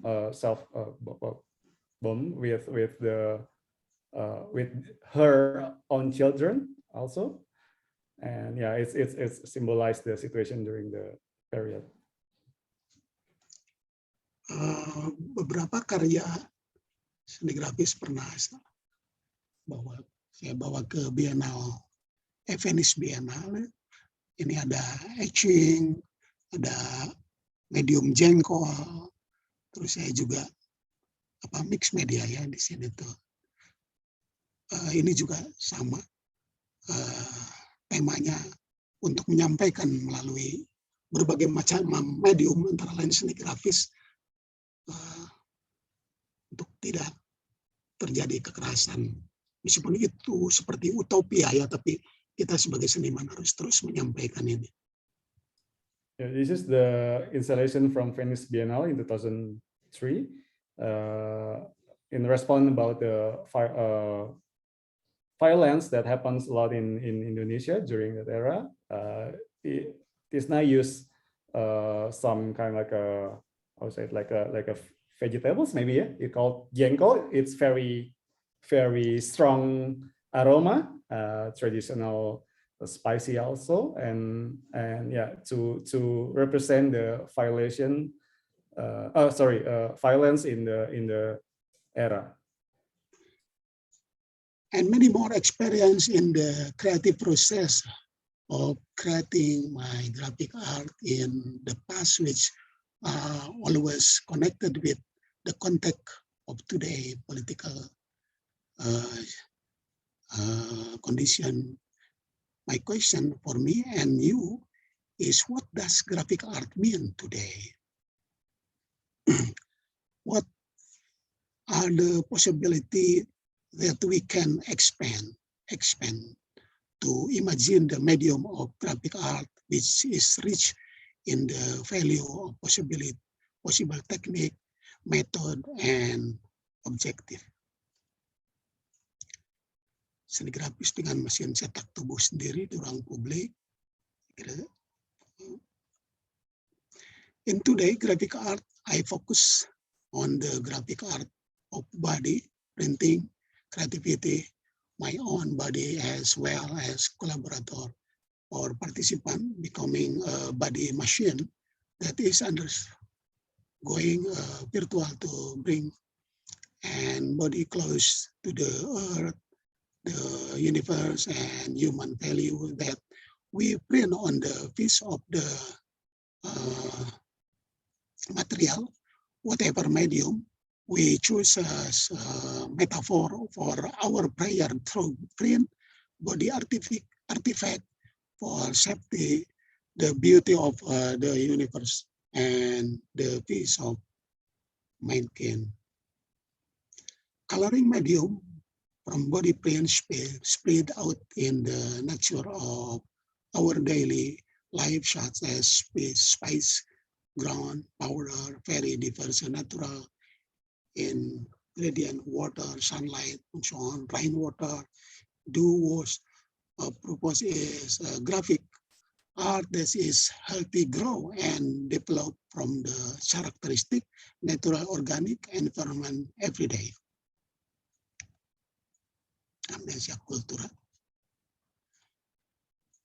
This is graphic art today during the COVID-19 pandemic, namely the process of creating graphic art that seek to serve as reflection, contemplation, and media for the purpose of sharing, good value from the media and the mentality of graphic art that we think for together we try to expand into healthy everyday life even.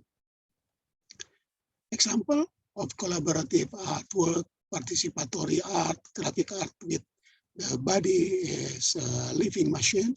For example, when I collaborate with Wawan S. Hussein at the opening of the Printmaking Today exhibition, I'm sorry, not in my photo, at the Bale Tonggoh Selasar Sunaryo, it is a ritual of body printing, which is concerning previous body print when also when performing body art in Melbourne 4 years ago, the Asia Topa 2017 in Melbourne, body printing at Museum Macan, body printing at Jatiwangi Art Factory, body printing in Baturangat Village, Sigonewa, Unshawaiter, etc. I grew from the value of participating in print graphic art, the body becoming art that is connected as a ritual prayer together from various human beings across nationalities, religion, ethnicities, language, across space and time, and is connected by imagining the body of the universe. Terima kasih RMIT, FSRD, ITB. Hopefully the graphic art that we are working on, the collaboration between RMIT Melbourne, Australia, and FSRD ITB will continue to growing into a model of graphic art collaboration today that is always so beneficial for the environmental and mutual progress. Greeting always. Thank you so much. Terima kasih, Duto. Terima kasih, Pak Tisna. Thank you so much. Thank you, Dr. Tisna Sanjaya from FSRD ITB. Before we continue with the Q&A sessions, there's another presentation from Mr. Heru Hikayat. Heru Hikayat is let me introduce Heru Hikayat first. Heru Hikayat is an alumnus of Faculty of Art and Design Bandung Institute of Technology. He has actively contributed his art reviews, his essays, and obituaries to various newspapers, magazines, and others media. And up to 2012, was correspondent for the Visual Arts magazine in Jakarta. Besides working as an independent curator from 2012 and 2016, he was also a board member of Platform 3, an initiative space in Bandung. And from 2016 to 2018, he was a member of the team work for Indonesian National Congress for the Arts, initiated by the Ministry of Education and Culture of Republic of Indonesia. In 2017, he initiated Seni Bandung, a collaborative arts event for the city of Bandung, and was appointed as its first artistic director. In 2018, he was recruited by the Ministry of Education and Culture as part of the expert team for Indonesiana, a platform for cultural festivals, as well as a delegate for the Edinburgh International Culture Summit in 2018. In 2020, he worked as a special staff for Director General of Culture of Ministry of Education and Culture, and also joined Selasar Sunaryo Art Space as its in-house curator currently. Please, Mr. Heru Hikayat. Thank you, Duto. I hope my voice is clear enough, isn't it? Yes, all clear, all good. Okay, thank you. Hello, everyone. Sorry, I'm currently using two different gadgets to do technical problems. So I'm going to share this screen.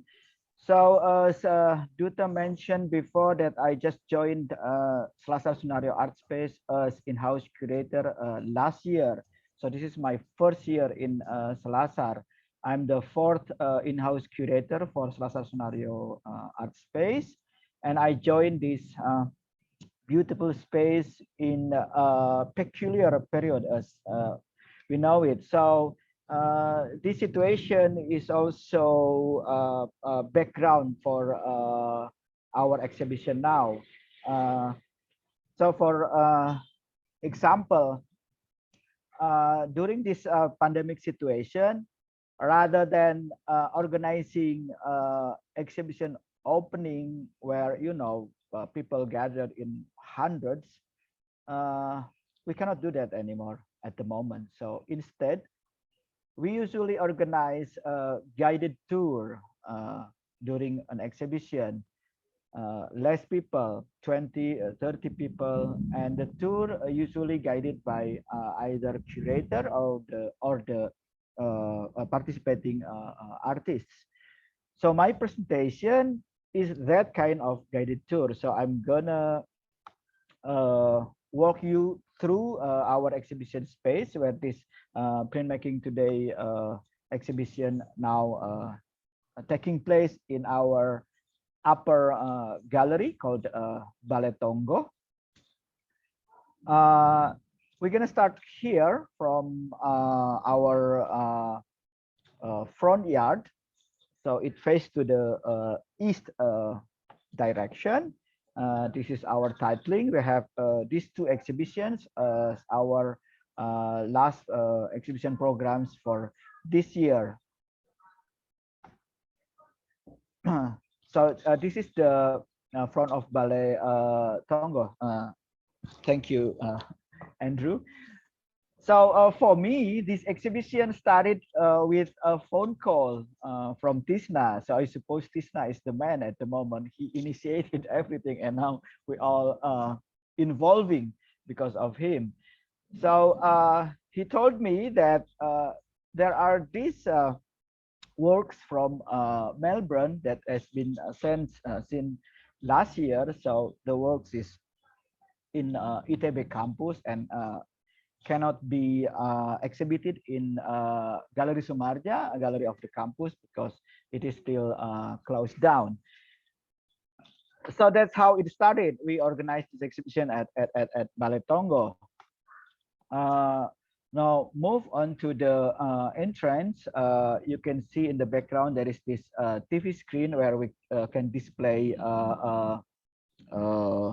videos, my statements, Tisna, and also from Vice Dean and Dr. Harding is also displayed on this TV screen.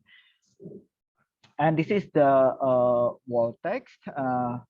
So I came up with this idea, the phrase printmaking today for the title of this exhibition, because what I saw in this process preparing this exhibition, it is about practicing, it is about experiencing the media, I suppose. Before Dr. Hedding mentioned the tactile nature of the media. So in this exhibition, we combine both works that apply conventional technique and the artworks there are, we can say, go beyond convention, or a personal interpretation of the printmaking itself or graphic art itself. For example, this one from Asmujo, and I put it on the front wall. It's called On Progress. It's polyurethane paint on corroded steel. The artist applied this corrosive nature of metal, and I think this corrosive technique is a part of the printmaking technique, for example, in etching.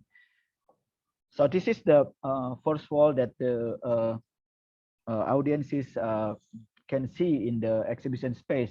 Another information is, even during the pandemic, the number of the visitors to Selasar Sunaryo is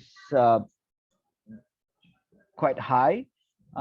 For now, during weekday, it can be up to 100 to 150 people per day, and during weekend, it can be 200 people per day. So for a month exhibition, the total number of visitors can be up to 3,000 people.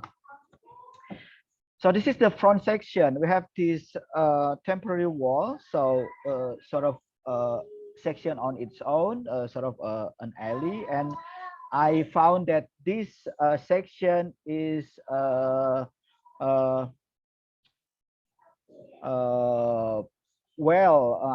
suit for the small scale works from both RMITs and ITB students, 20 by 20 centimeter. So for me, the sense is more intimate. With this size of artwork, we need to persuade people to come closer. So in this wall, we display all the works from RMITs, and I have a unique experience on this. First time, I want to see directly, not from screen, these works. Well, we have to do some paperwork, permit, in order for me to get into the campus because of the lockdown situation. But rather than doing that bureaucratic thing, Michael Binuko, brought all these works to us, to Selasar Sunaryo, where I, Mr. Sunaryo, the founder, and Arin Dwi Hartanto from Selasar Sunaryo Foundation, we all going through these beautiful works one by one at that time, several months ago. So in this situation, I think in order to actually see artworks directly, we have to face this not so normal situation. And across the wall of the previous one, the RMIT's wall, these are the works from student of visual art of ITB, similar sizes. This is sort of the second entrance where we can see the bigger space where we display the works from lecturers of ITB. So the basic idea for the lecturers of ITB, we asked them to do both the works, personal works that are tend to go beyond the conventional techniques, and also the conventional technique. So they do both ways. That's the basic idea. The printmaking studio of ITB facilitate the matrix, the copper plate, ink, and also master printer. The master printers are Michael Binuko, Angga Atmadilaga, and Aurora. The three master printers works to print the matrix done by the lecturers of ITB. So now we go into, from the east, now we go into the north wall. This diptychs work come from Nurdian Ihsan, etching, and we go on to the next session where we display these works from the lecturers of ITB, all intaglio, and these works were done at the printmaking studio last October. Last October was the beginning where in ITB we can started the offline activities. So before Andrew also mentioned about the depth perception. For me, this activities is also about smell. You know, because art is about different media. So as in ITB, in each studio have different smell because of the media. I graduated from painting studio, so at that time the painting studio mostly the smell come from oil paint or linseed oil, and while the printmaking studio the smell is, you know, ink or turpentine, things like that. So each studio has its own distinguished smell. While because of the lockdown, suddenly the campus becomes sort of ghost town, and the smell of the media was lost. And last October, because of this exhibition, printmaking studio suddenly comes live. The artists work there. They do the etching, dry point, and so on and so forth. So it become alive, the tactile experience, the smell, the lively situation. For me, it is the very basic of the idea of this exhibition. How we experiencing through this media the nature of the materials and also the studio space and so on. Okay, this is still the same wall, and then from this section we go back to the west section where we display the sort of experimental works. We begin with Duto Hardono's work, the Hasana Editions catalog. This work is sound art collection actually. In the wall, not so clear, but in the wall we write down the website, Hasana Edition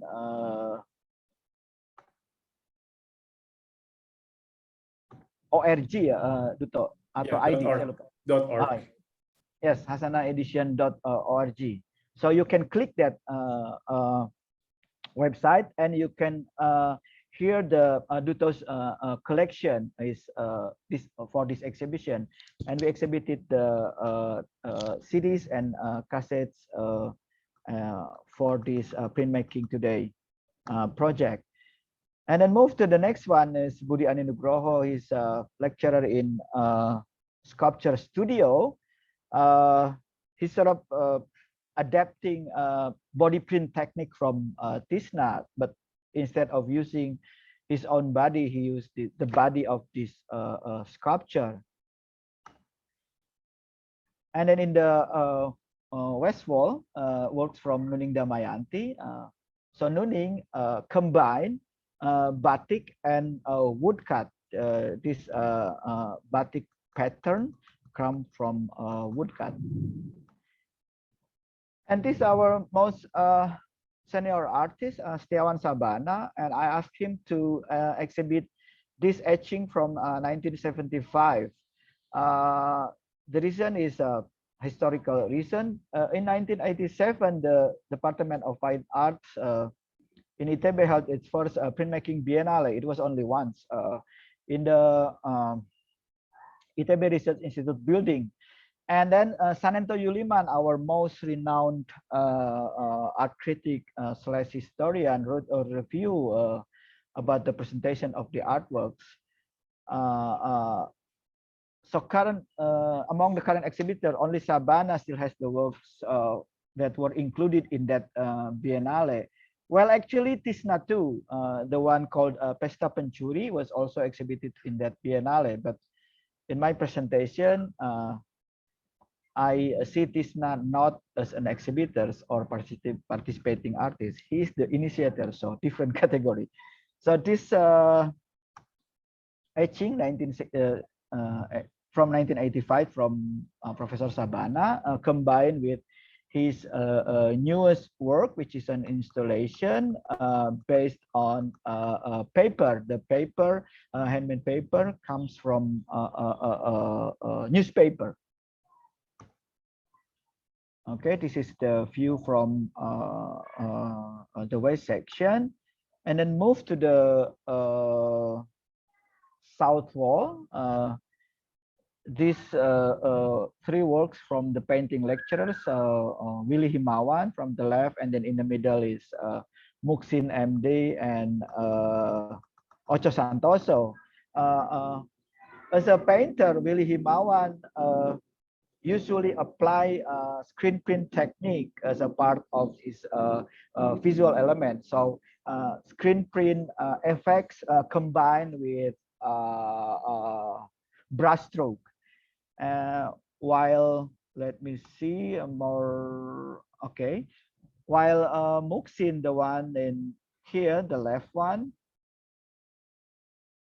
this is actually oxidized wire onto handmade paper.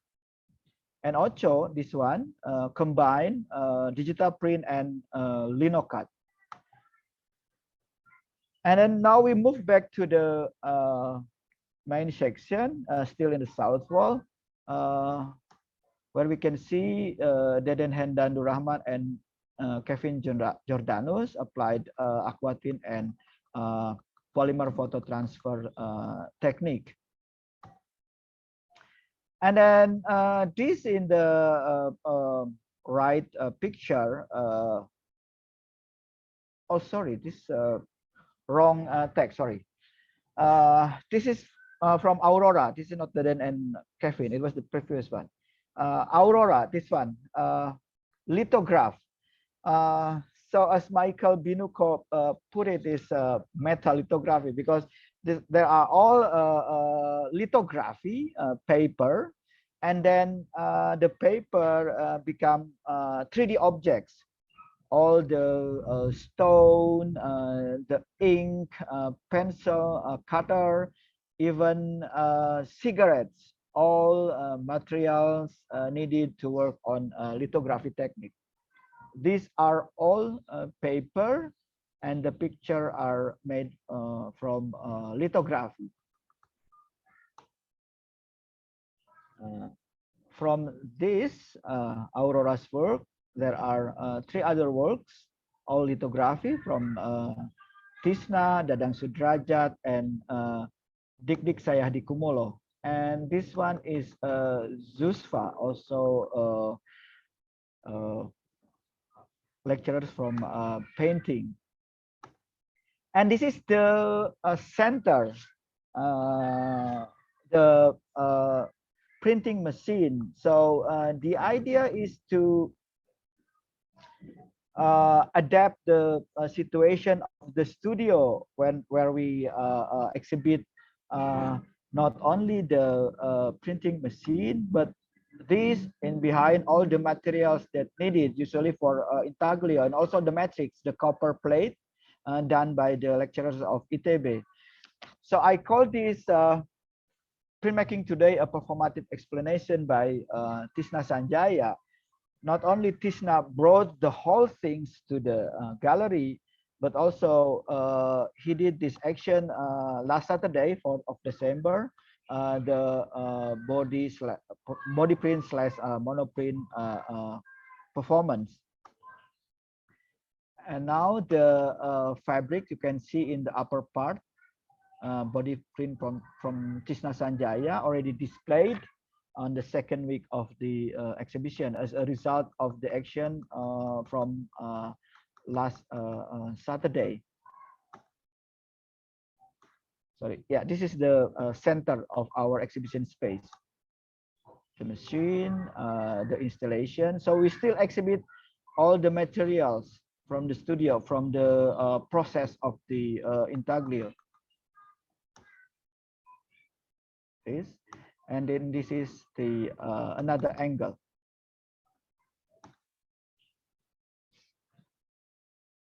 So these all artifacts from Tisna Sanjaya's performative explanation.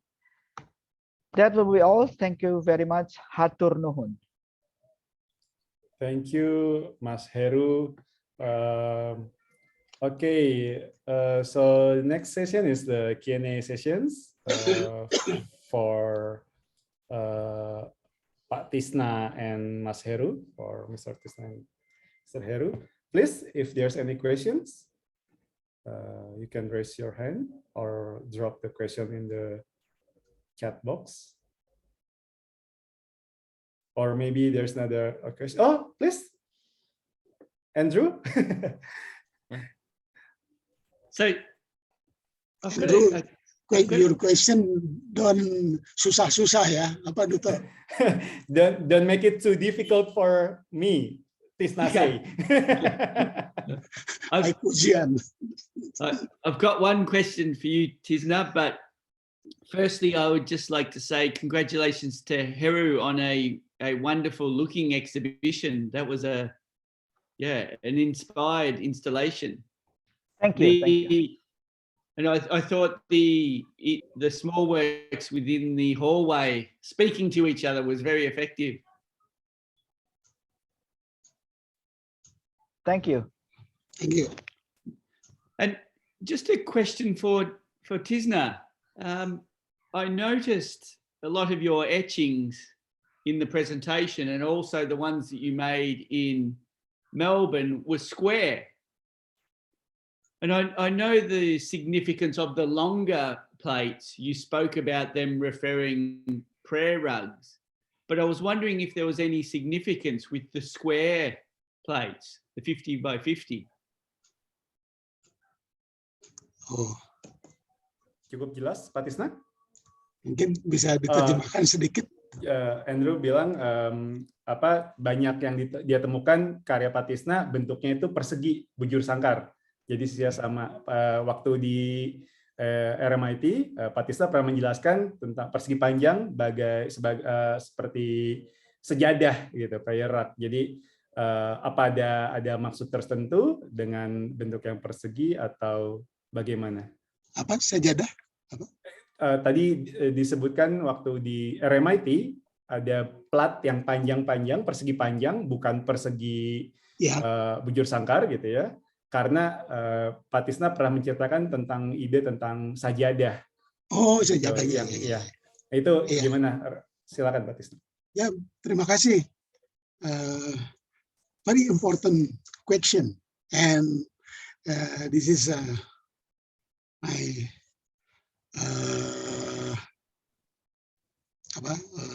credo ya. Tolong terjemahkan ya. Oke.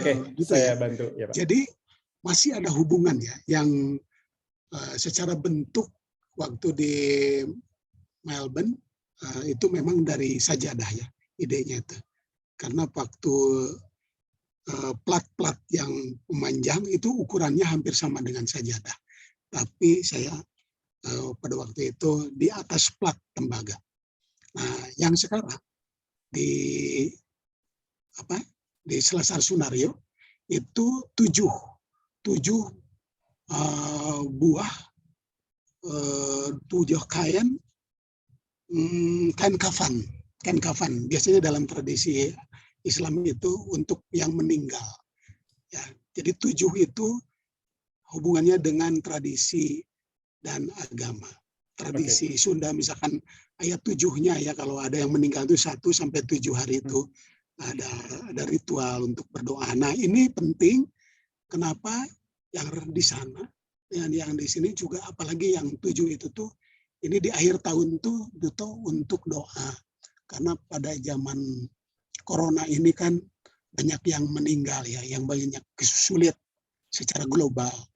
Jadi itu simbol bukan untuk mengajak kematian, tapi kita mendoakan bagi yang sudah mati dan yang meninggal. Dan yang selamat buat yang hidup. Makanya ketika performance art saya dengan Pak Wawan Hussein, berdua itu berdoa ya, saling mendoakan itu. Oke, saya coba terjemahkan ya Pak Tisna ya. Ya, silakan. Okay. So Andrew, Tisna said that during the residency in Melbourne, yeah, he inspired by the prayer rock, but during this exhibition for the performance in the Selasar Sunaryo, he chose the form of kain kafan itu apa ya bahasa Inggrisnya? The fabric that you use to in Islamic tradition to cover the dead bodies. So before we buried the dead person in Islamic tradition, we cover it using the white fabrics, very clean white fabrics. And then the one that Tisna used in Selasar Sunaryo, it's actually the white fabric that we use for burying that person in Islamic culture. So yeah, it's symbolize also the number also important 7 with a lot happen in its pretty sacred number in Islamic traditions and cultures. And when someone's passed away, for the next 7 days, we send a specific prayer to them, and then that kind of rituals that symbolize the situation of this post-pandemic era, and then it's like a homage for the people who dies during this pandemic. So it's like an ode or also part of the reflection from Tisna, and like some kind like a wish and pray to the people that during the pandemic. Terima kasih, Duto. Thank you. Sorry. I think I need to jump in. Andrew, if I'm not mistaken, your question is focused more on the square shape, doesn't it? Square shape during yang ditampilkan Pak Tisna. Iya, jadi Pak Tisna, pertanyaannya Andrew itu, kalau dia kelihatannya sudah mengerti kalau bentuknya persegi panjang ya, ada hubungannya dengan sajadah, doa dan seterusnya. Tapi Etsa Pak Tisna kan juga yang dilakukan di sana itu bentuknya justru bujur sangkar. Nah, pertanyaannya Andrew, yang bujur sangkar itu ada signifikansinya juga enggak? Oh, itu secara bentuk kan, kalau yang bujur sangkar kecil itu ya yang saya kerjakan banyak di karya-karya saya yang di pesta pencuri yang dulu waktu student sampai waktu di Melbourne, itu lebih intim, Heru, lebih dekat gitu, secara gestur tuh bisa dibawa kemana-mana dekat gitu ya, seperti membawa buku ya. Mungkin secara komposisi dekat pada gestur tubuh ya, si posisi segi 4 itu mungkin bukan simbol dari apa ya, bukan simbol tentang sesuatu yang ideologis agama atau ideologi tradisi, tapi lebih ke secara medium aja, lebih dekat dengan gestur tubuh. Ya. Mau saya terjemahkan, Mas Heru? Ya. Ya, silakan. Okay, so about the square form that lots of happened during the earlier practice of Tisna, it's more like a personal choice because it feels close to him. It's more practical when they need to bring it outside the studio and so on. And so there's no specific meaning or symbols related to the square forms. That's okay. I thank you for your answer, Tisna, and I think it's very effective because it doesn't reference the figure or the landscape. Mm-hmm. It's both. Yeah. And also on social media, so many people view the world in square photos. Mm-hmm. You were ahead of your time, Tisna. Thank you. Cukup jelas? Okay. Thank you. Yeah. Okay. Maybe next question. Thank you, Andrew. There's another question from Wawan Husin. Silakan. Wawan Husin ada? Oh, kalau attendees kayaknya harus di ini ya. Kalau mau bicara langsung harus di promote dulu. Sudah sama operator. Oke. Mangga, apakah Pak Wawan, Mr. Wawan still there? Silakan Pak Wawan.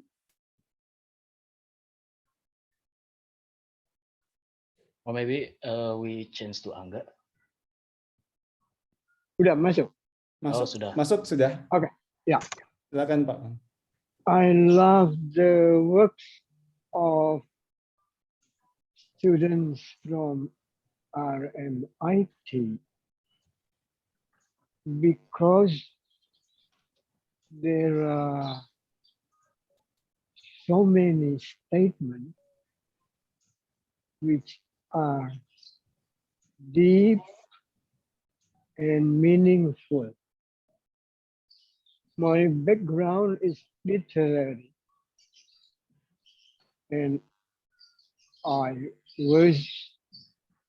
have been amazed for such a statement because although the works were once are quite small, if I could say, but the words, the title is going further. In other words, this kind of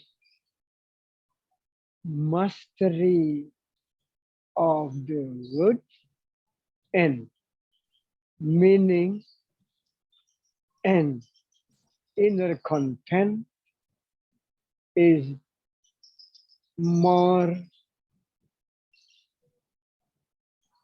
strong compared to other works, say, from Indonesia. Because from Indonesia, from ITB, it is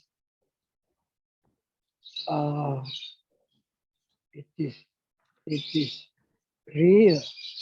For example, Nuning's title, Tangkuban Perahu. It is Tangkuban Perahu. What is new is the technique he has been applying to the work. From Ocho, from other lecturers, for me, it's just the same. If there is something distinctive, is of course from Tisna. Why? Because social problem is very protruding in all his works.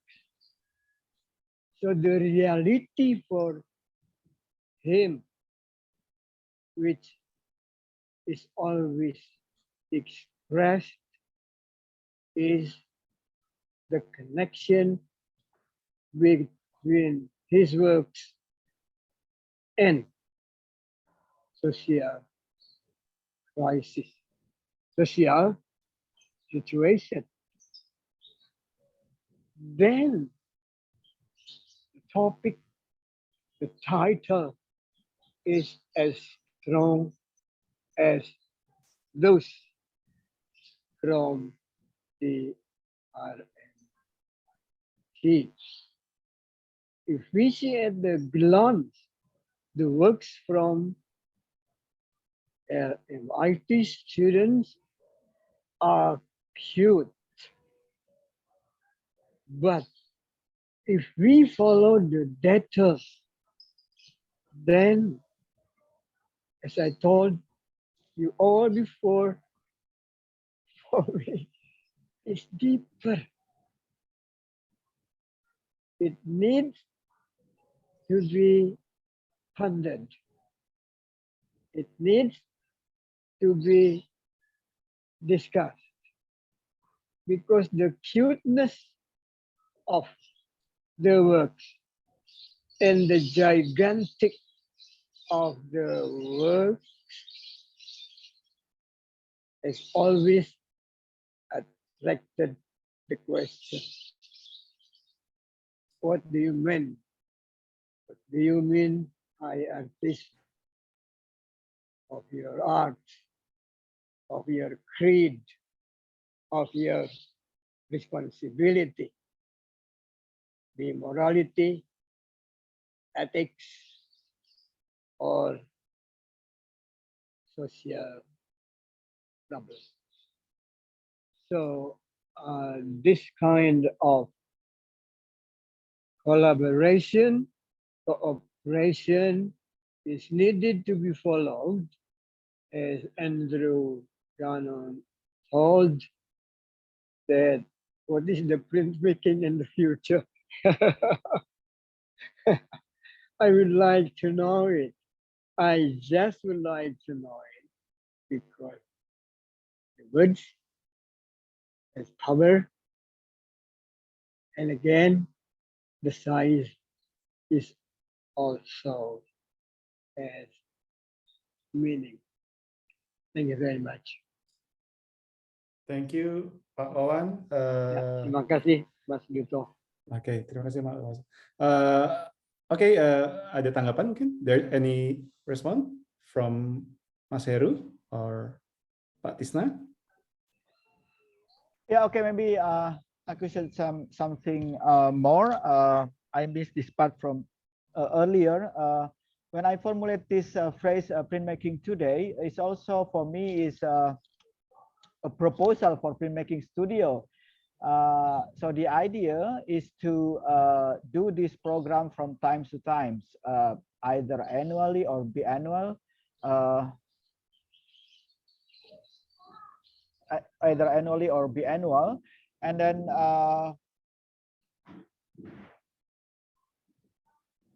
so instead of the printmaking studio from time to time oversee the practice in printmaking. For now, the case is ITB and RMIT. So next year maybe another case, and so on and so forth.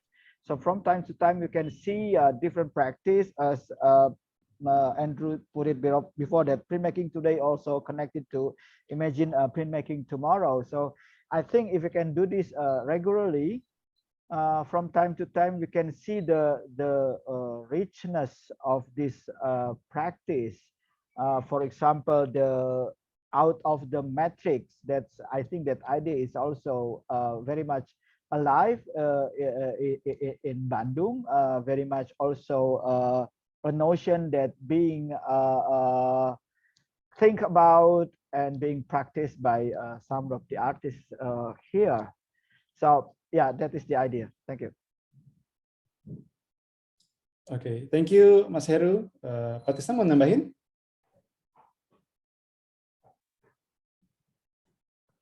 Saya juga justru mau nanya ke, I want to ask to Richard Harding, ya, and Ruth, because very interesting, yeah, when I contemplation now about the presentation from Richard Harding and Andrew Journal. The first from Bapak Richard Harding about the tema pinks, pink washing, yeah, 2018. I think this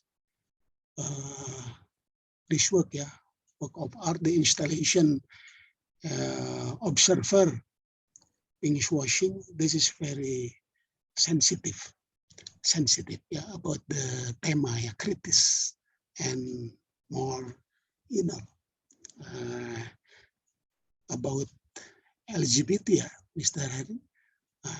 This is very contextual to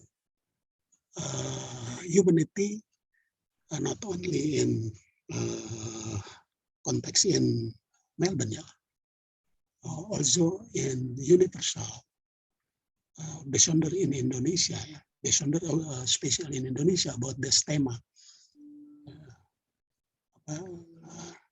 Can you more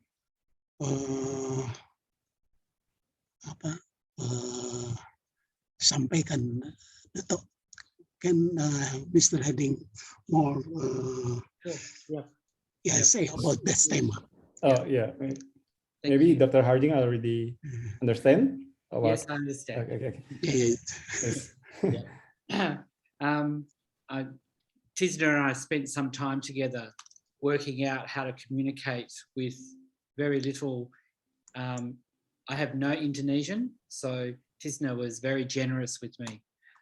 So in relation to your question, Tisna, about pink washing, one of the things that motivated that particular movement of the work going from a traditional screen print to window decals or decals was the idea of attempting to move it out of the gallery. The imagery that's in the work also needed to be understood in a universal manner, because one of the great joys of being an artist is actually talking to people through visuals, and the idea that you don't need to know English and you don't need to know Indonesian, or you don't need to know French or German to actually communicate through that means. The aim there was to use elements that were taken from the news report that I viewed here in Melbourne that was actually about a situation that was on the other side of the world that spoke to me. And the reason that it spoke to me was because I've lived that experience as well. And so having lived that experience and then feeling a freedom that Melbourne, Australia offers LGBTIQ people to hear and see things in other parts of the world that aren't as free and open actually impacts me as a person and as a practitioner. So that's why the work was made originally. And it's been shown in several places. In New Zealand, it's been shown here in Melbourne. It's about to be shown in Perth next year again. But to return to the materiality of the work, that movement into that ephemeral sort of, that ephemeral state of being put onto a window for a very limited time, enabling people to enjoy, because the idea of colour as well, people enjoyed being in a space that was pinkish, that their spirits lifted straight away. And then they took on board what was being said through the images. Yeah. I hope that answers your question. Yes, amen. But what the meaning of the work you had, Richard, the observer The observer, this is about what? The observer pink washing. Spin me out, yeah. Oh, okay. Okay, so the subtitles. Yeah, You're asking subtitle. about Yeah. subtitles. So with each iteration, I gave, depending on what was happening with the situation in Chechnya, every time that changed and I did a new iteration of the work, the subtitle changed. So in Bandura homestead, Spin Me Out is a humorous pun between the idea of washing being spun, and also Spin Me Out is a colloquialism or a slang saying about freaking out or being wowed by what's happening. So it's a play on words, and it's also a play on emotional positioning as well. How you emote to the work, or how I was emoting to the situation. And then final rinse, that does exactly the same thing. So final rinse in a washing machine is when it's all being cleaned and it's rinsed out and it's all going to be good again, ready to wear. The garment is ready to wear. But in this situation, the final rinse refers to, hopefully, the so-called or alleged gay purges that were happening in Chechnya were over. But when I was in Hong Kong, I discovered that through the international LGBT communications and news channels that it had started again. So that activated me to re-show that work again in Hong Kong. Okay. Thank you so much. Thank you, Richard. Richard. And I want to ask Pak, to Mr. Pak Andrew. Pak Tisna, sorry, ini karena waktunya udah, jadi ini harus ke Pak Ucok sudah. Oh, ada Pak Ucok di sini. Ya, ada Pak Ucok ya. Oh, nanti mungkin pertanyaan buat Andrew tadinya. Mungkin habis Pak Ucok kita bisa kembali lagi untuk Q&A-nya ya. Oke, punten Pak Tisna. Okay, so this is the first session in the second term, yeah, I guess, and before the last speaker in ITB sessions, Mr. Aminuddin TH Siregar, Pak Ucok. Yeah. Okay. Let me introduce Mr. Aminuddin first. Aminuddin Tua Hamanangan Siregar, born in Jakarta in 1973. His academic qualifications, Bachelor of Art in Printmaking Studio in ITB, and his Master in Discourse Analysis of Indonesian Modern Art, the thesis, also in ITB. And now, from 2017 and now, he's a PhD candidate in Leiden University, Netherlands. So I think right now he's still in Netherlands. Yeah, Pak Ucok ya? Yeah. Okay, so professional activities, he's until now a lecturer in FSRD ITB, also previously head or director of Sumarja Gallery, the gallery of ITB, and selection committee chairman for Triennale Seni Grafis Indonesia Jakarta, also curator for Art Jog in 2009-2011. Also adjunct curator for National Gallery of Singapore from 2014 to 2015. Okay, Pak Ucok, Mr. Aminuddin TH Siregar, please, silakan Pak. Oke, terima kasih Duto. Hai allemaal, Pak Tisna, Richard. Morgen, Pak Tisna. Thank you for this opportunity. So I hope it not take a long time for this presentation. So I will directly start to my PowerPoint. Let's see.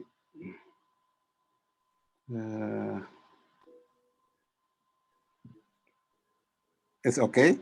Is it okay? Yep, it's good. Yeah, jelas. Yeah. So yeah, let's start with this because since Heru offered me, or Patisna offered me, or Selasar offered me as one of the presenters, I don't have any expert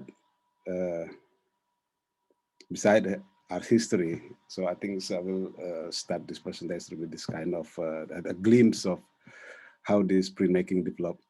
So many printmakers understand the marginal status of printmaking, or let's say a work of art result from the printing process. So this fact, as most people discuss, is often frustrating.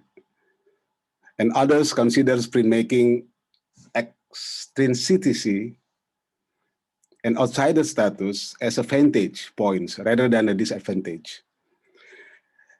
If so, amid the marginalization and condition of the current post-print culture, as we're facing nowadays, what kind of offer can printmakers make through printmaking? Should we really encourage printmakers to just explore techniques, or should we expand the understanding through the term, as we discussed today, expanded print practice, let's say, or print media as an indicator of the widening of print concept and practice, or print practice and align with contemporary multimedia art. In addition to expansion, I think the other part, the other component is also important, is and also make me interest for so many years in printmaking, is the themes that offered by the artists through their works. And this presentation is discussed about this. It's more about this two aspects, expanded and themes, which are then used by the artist in a particular historical situation. So we start with this.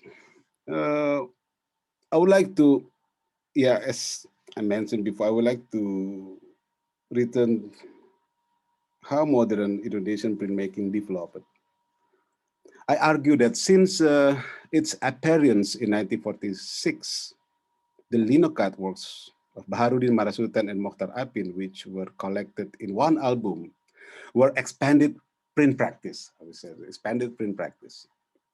Therefore, the album is more than just an ordinary album for aesthetics display on the wall. Furthermore, this linocut album underwent expansion as some editions were sent to various countries, which were expected to sympathize with Indonesian independence. I assume that one of the album goes to Australia at the time. So because they were a very strong connection during the revolution with Australian, especially with the socialist group in Melbourne and some part in Sydney. And as a result, this album has not been widely reviewed. I think we need to for further studies. Someone maybe would like to research about this.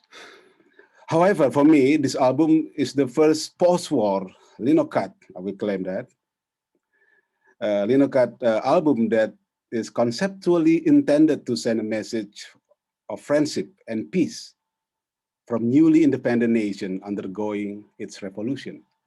So this is important. And the themes proposed by Marasutan and Apin in the album are actually simple. They don't describe the atmosphere of revolution, nor the patriotism of soldiers, workers, peasants standing bravely in front of the revolutionary leaders, like in China Revolution printmaking. There's no Sukarno there, there's no, as we know that in China revolutionary printmaking, mostly Mao Zedong stood and the artist put him as a highlight and central of the composition. But in Indonesian printmaker at that time, no Sukarno, there's no political leader, there's no political revolution appears in their works. Instead, they, as we see, they depicts the daily life, and yeah, it's very common themes at the time. As a result, yeah, this album has not been widely reviewed. Okay, yeah. So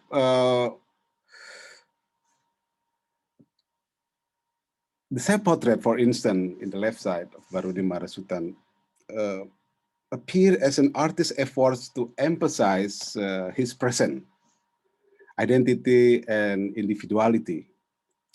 And yeah, as I mentioned before, maybe we thought this, yeah, this is very simple, mediocre, but for me, all these works represent modernity in Indonesia. This is our modern. This is our life. This is like a impressionist painters at the time tried to present the daily life, contemporary Paris at the time. So it's also happened to Indonesian printmaker. Yeah. And then, okay. There's some of the album. We are now into the post-revolutionary period. We call it, before it was 1945 to 1949, and then we go to 1950 to 1965. This is a long period, actually, that drains a lot of energy because of the conflict in art ideology, coupled with the global cultural Cold War dynamics, which is heating up.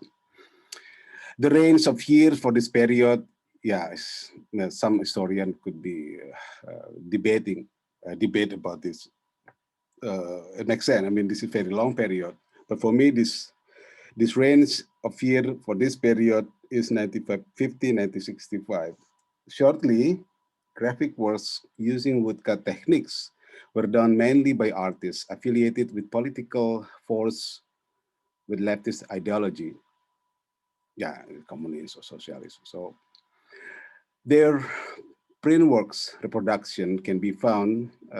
Yeah, unfortunately, I never seen the original of the prints, and the print works reproduction can be found in newspaper, magazine from leftist publisher, such as Harian Rakyat, Daily People's, Zaman Baru, New Age, Senopati magazine. That's all from the leftist publisher, and so on. And the leftist artists work to advance people's lives. And many themes go to problematizing poverty, social injustice, political pressures, and many more. So this is some of the works. Yeah.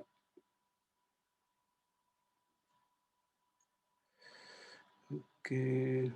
As you've seen, this it's really interesting woodcut, and recently was researched by Fukuoka Asian Art Museum about the Asian movement through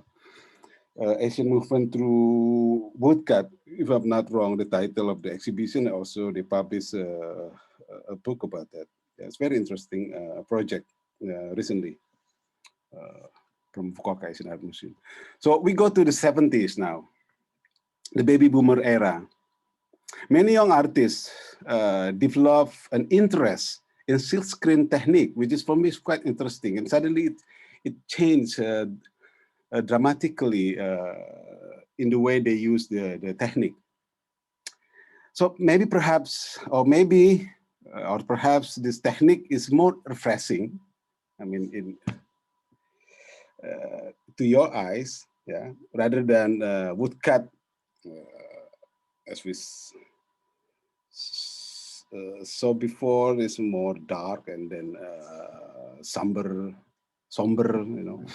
And then, of course, this era is really affected by Andy Warhol. Moreover, woodcuts were massively used as propaganda, and then I think we still need to research about this.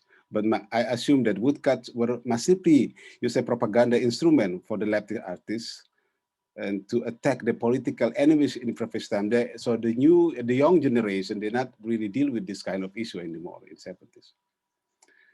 But the question is this era called the period of depoliticization of art? Are there still artworks with political themes? Yes. If you see this silk screen, it looks simple, you know, again, colorful. But in my opinion, Teh Sutanto works. This is the title of this work is Red Scenery or Pemandangan Merah, 1975. It's not an ordinary work. This is work that contains criticism in disguise. Notice how subtly he presents the allegory of colonialism.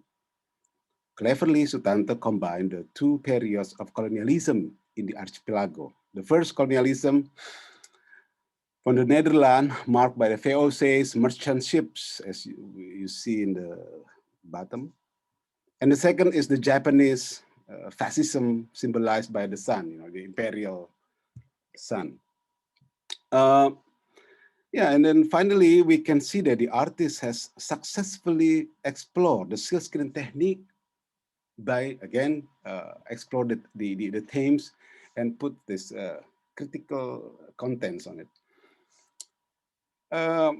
Next, yeah. Okay, it's too big. This one, yeah.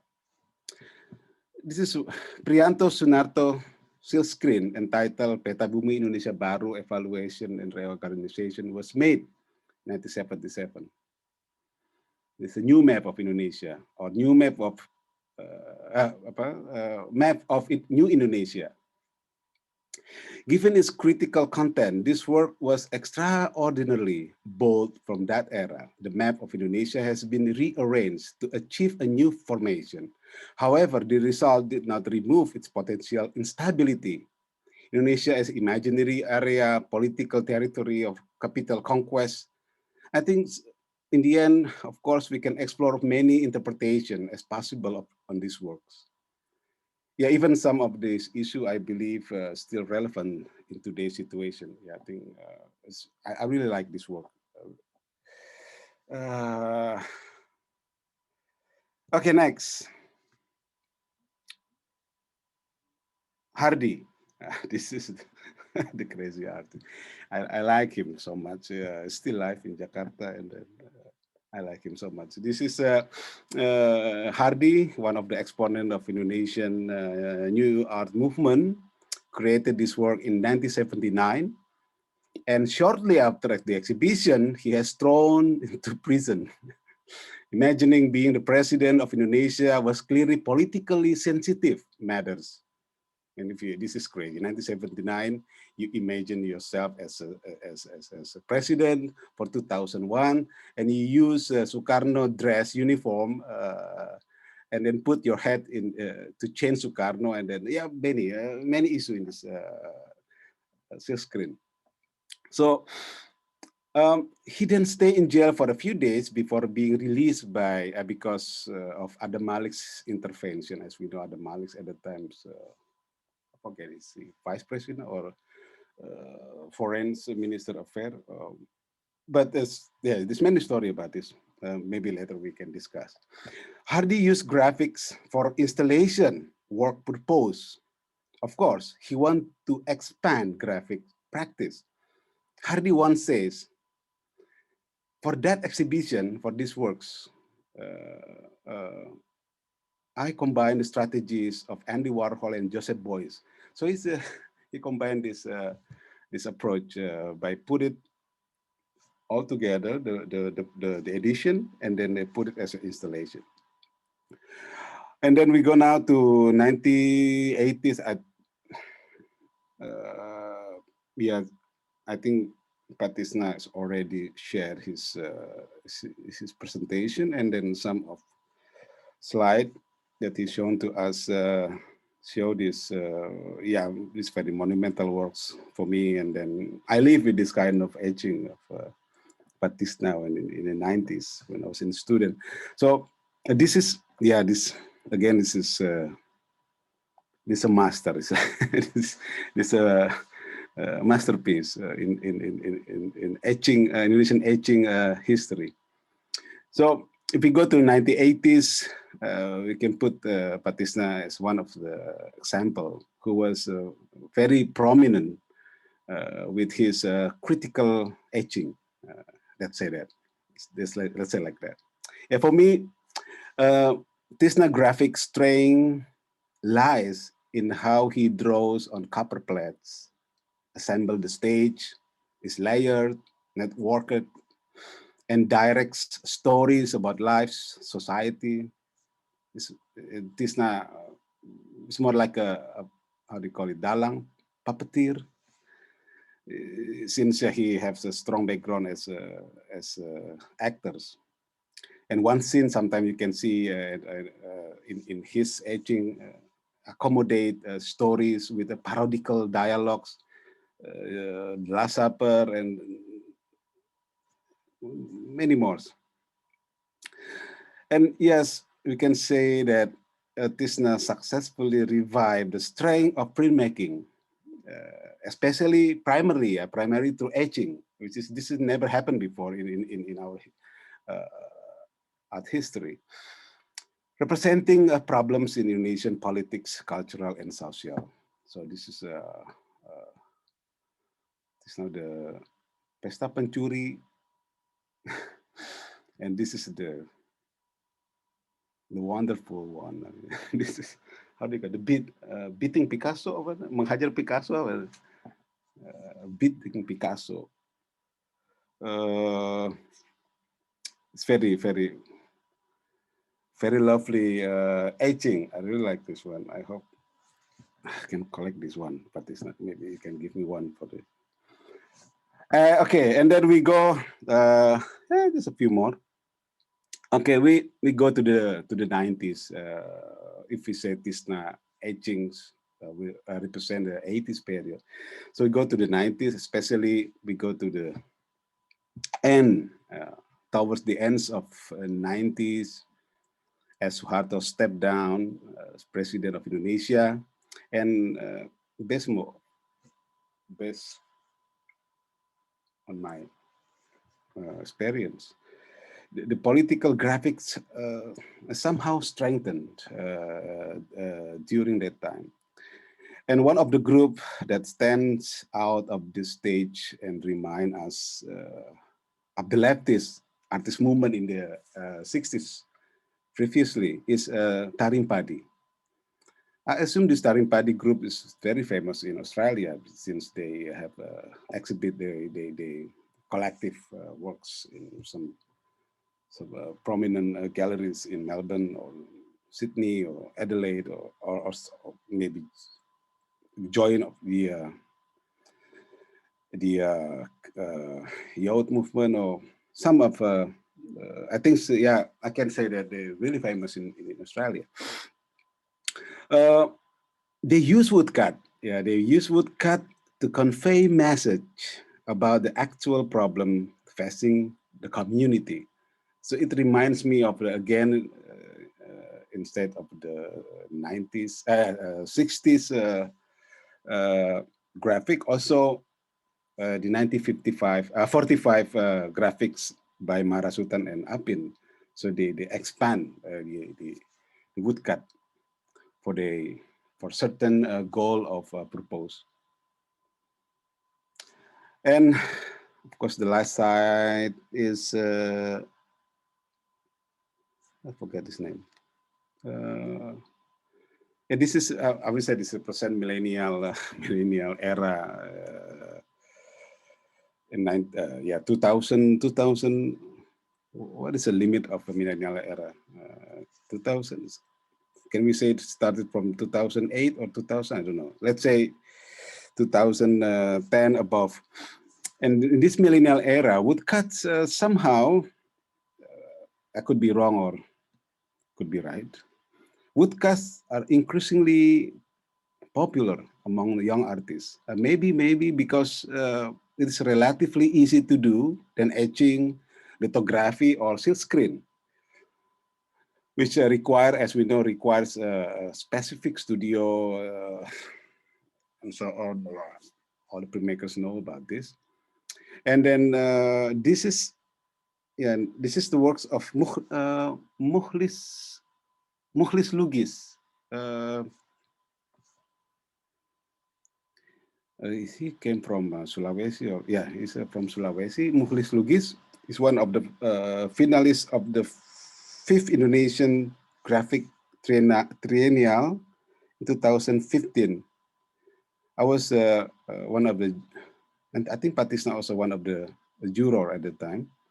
And then with this kind of work, he want to make fun of human whose whole body is now a finger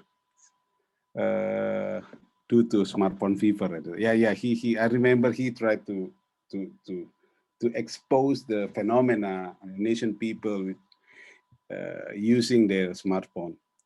Okay, so I hope this brief presentation can offer a perspective for the discussion. That's all, and thank you for your attention. Thank you. Back to Dito. Thank you, Mr. Aminuddin Siregar. It's really wonderful presentation. Okay, I think we already passed the schedule, but I think very short, we can open for Q&A sessions. Any question? Okay. Tadi ada yang terlewat, yang pertanyaan. Oh, there's a question from Dr. Harding, please. Hello. That was wonderful. Thank you. One of the things that I wanted to not necessarily ask a question about, but just put it to everybody here today about the different use of mediums, and it's been raised by nearly every speaker. The idea of the use of particular traditional mediums at particular times, whether it's a historic position, like we've just heard, that range from woodcut through to screen printing to etching and then returned to woodcut. Does anybody on the panel want to talk to the idea of the notion of the fashion of different mediums that occur in different areas, dependent on the school they go to? The artist might go to a particular school that specializes in a particular technique, or if it's a political movement, or the use of woodcut, for instance, as a political, or it's identified as a political medium because of its use in the past. The thing that I find really interesting is that idea that different mediums at different times come into favor with different generations as well. So I find that when students especially lock onto a genre of printmaking that they're very inspired by, they tend to emulate that for a while, and that starts a particular groundswell or a grouping of different young artists to use that particular medium. For instance, for ages in Melbourne, it was very etching, and then all of a sudden screen printing exploded, and it was just like nobody wanted to do etching, they all wanted to do screen printing, yeah? And slowly but surely they've come back, and it's also dependent on the role models that they have as well, the up and coming students. But yeah, it was more of a comment than a question. Okay, thank you, Dr. Harding. Pak Ucok, mau respond? You want to respond? No. Nggak usah. Okay. Okay. There's another question. Someone's raised their hand. Angga, silakan. In the attendee. Angga.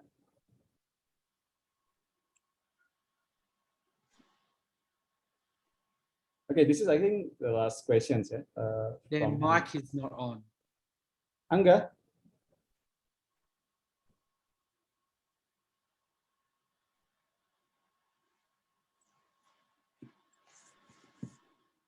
Halo. Boleh saya tanya kalau Angga masih nunggu pada Pak Ucok? Silakan, Pak Tisna.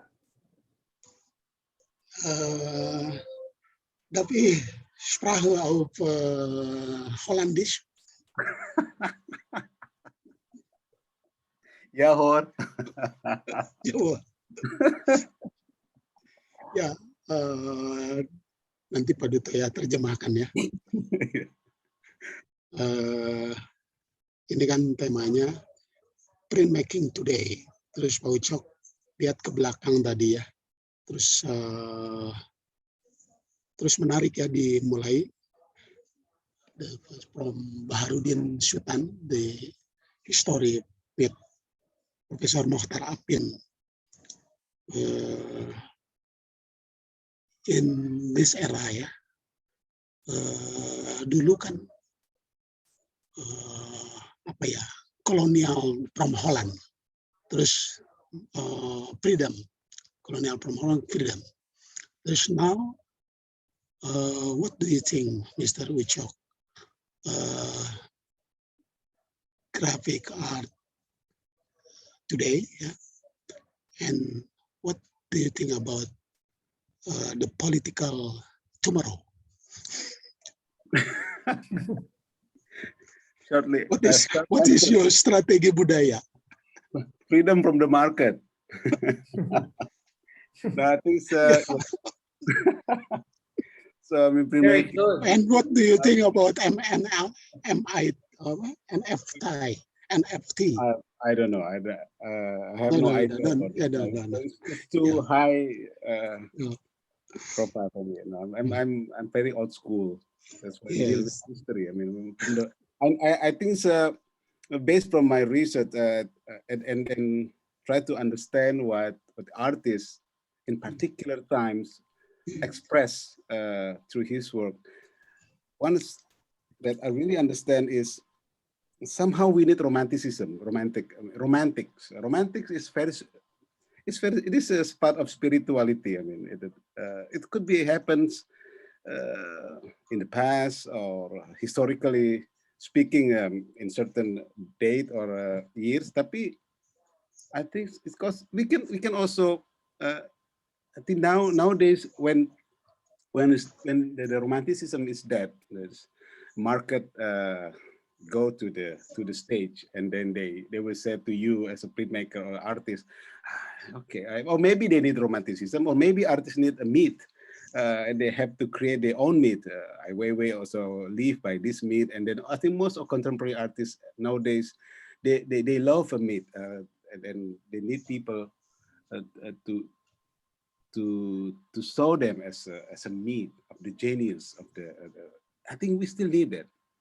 Let alone the Bitcoin, or it's okay. It's not our job as an artist. We're not economic, you know. We're not economics. We're not economicus.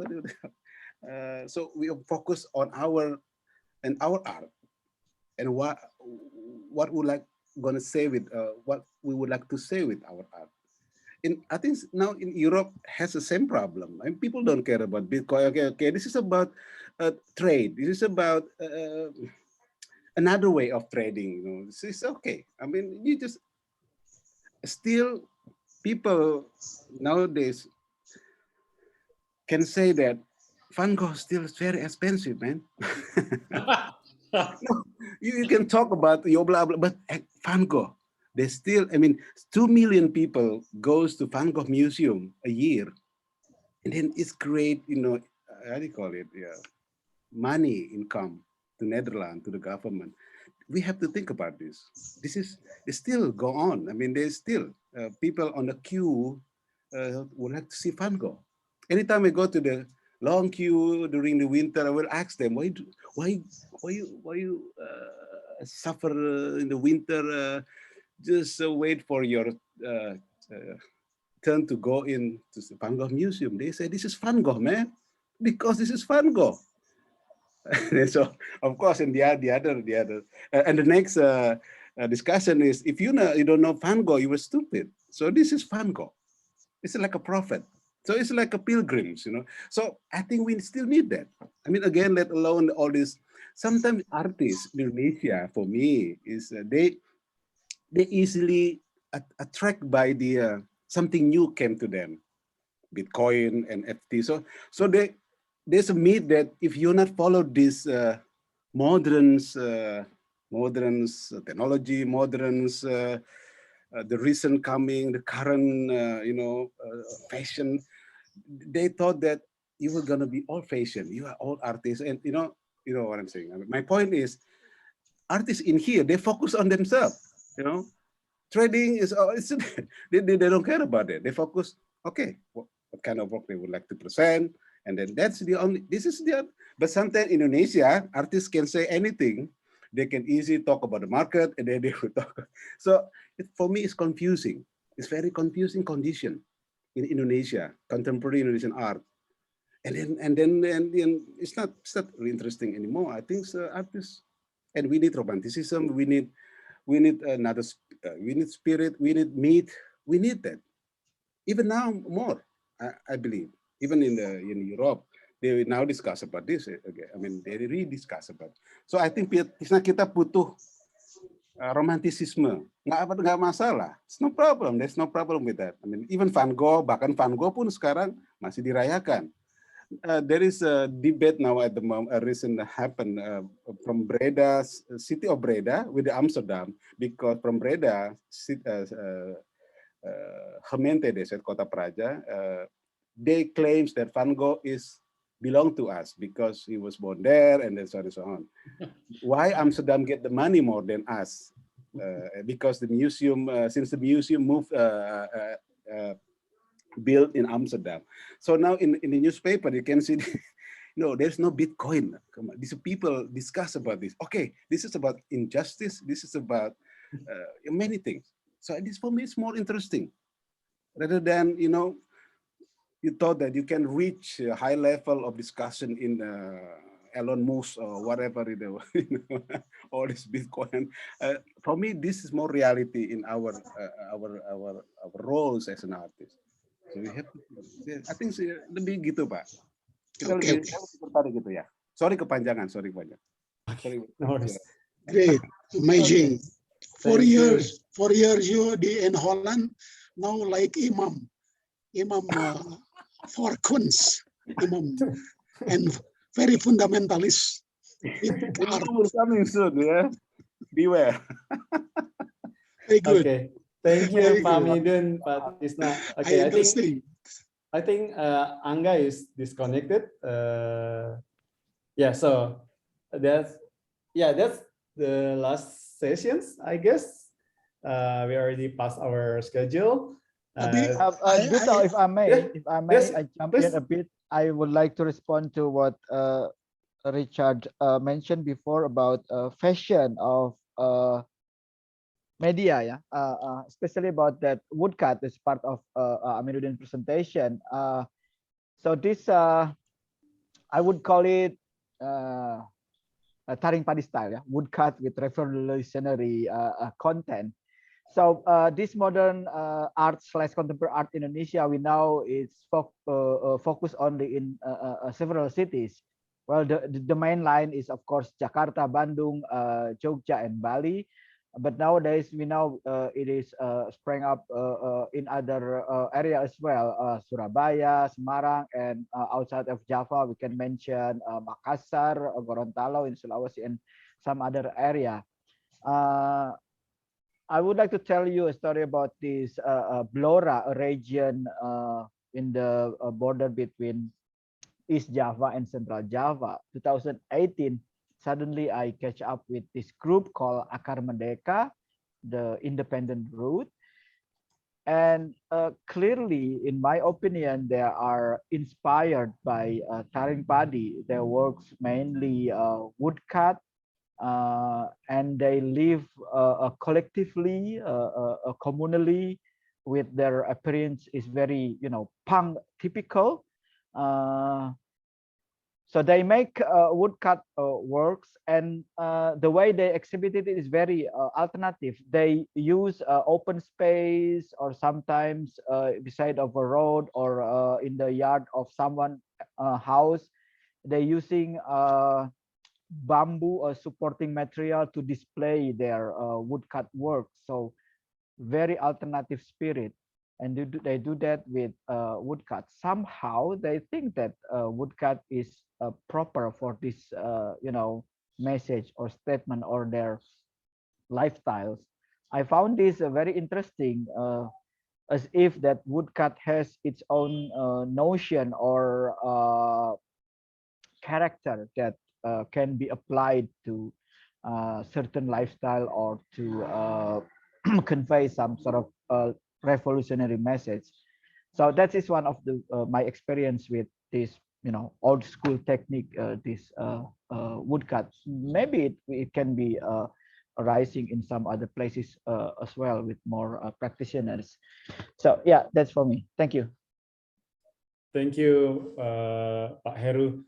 Okay, I think that's also emphasize the nostalgic aspect that Dr. Harding mentioned before, and also I think Andrew also mentioned about the magic itself in the medium, which is also it's romantics. Actually, it's a romantics medium, so which has its own magic. So yeah, I think that kind of spirit that real life over and over again. So yeah, any other that want to share before we closing the... Tanya ke Donald. Oke, mungkin pendek Sedikit. saja Pak Tisna. Ya, pendek. Karena tadi ada karya, tolong terjemahkan ya. The work from Andrew, ada screen print, little proximities 5 ya. Terus juga ada eksperimen inspiration color disatukan dengan rain. Nah ya, itu edisinya gimana gitu ya? Apakah di RMIT masih, tadi sama Duto masih disampaikan, apakah seni grafis di RMIT dibebaskan gitu ya, atau masih pada peraturan-peraturan edisi seni grafis dan sebagainya. Sedangkan dosen-dosennya kan lebih banyak, Andrew dan Richard Harding lebih eksperimental. Itu. Okay, so Andrew, Tisna said that your practice is more experimental, like using digital prints and mix it with raindrops, which is pretty much experimental to him. And then he asked about the situation in the academics situation in RMIT. Are the students become flexible to use this kind of perspective, or like about the multiples aspect in the printmakings itself, like the one Tisna mentioned, the one of your works that using the raindrops, which is it's impossible to make the same copies, something like that, and that kind of very essential part of the printmaking's spirit. So, what kind of situation in the academic, in the students' perspective? Thanks for your question, Tisna. From an academic, well, in terms of the students, I think mastering the notion of the edition is very important to start with, to understand the history and the conventions around an edition. But then the conversation expands beyond that. Yeah, so we talk about copy, we talk about original, then we talk about presence and absence. So a lot of philosophical extensions that can come from original and copy. So I think it's very important that the students understand what an edition is, but then yes, they're encouraged to explore and to pull apart notions of copy and original. I think that has fascinated printmakers since the very early days. As soon as there was more than one made, the conversation started, and that continues. Oke, Fatisna, cukup jelas? Cukup dulu, cukup. Okay. Cukup. Thank you, Andrew. So yeah, okay. I think that's conclude our discussion today. Before we close this discussion, I want to maybe say thank you to representing the ITB and also Selasar Sunaryo. Very big thanks to Dr. Harding and also Mr. Gunnell. Thank you so much for taking part of these conversations.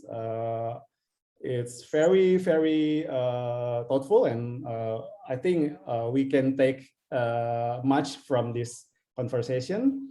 Also, thank you so much for Selasar Sunaryo, Mas Heru Hikayat, also Christine as the MC earlier today, to facilitate this exhibition, collaboration between ITB and RMIT.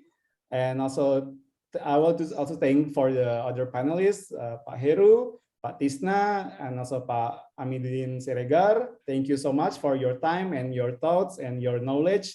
It's very wonderful afternoon for all of us. And so that's it, I guess. And I hope you all have a very wonderful weekend. And hopefully we can meet each other directly rather than this kind of online activities and then handshake in real life.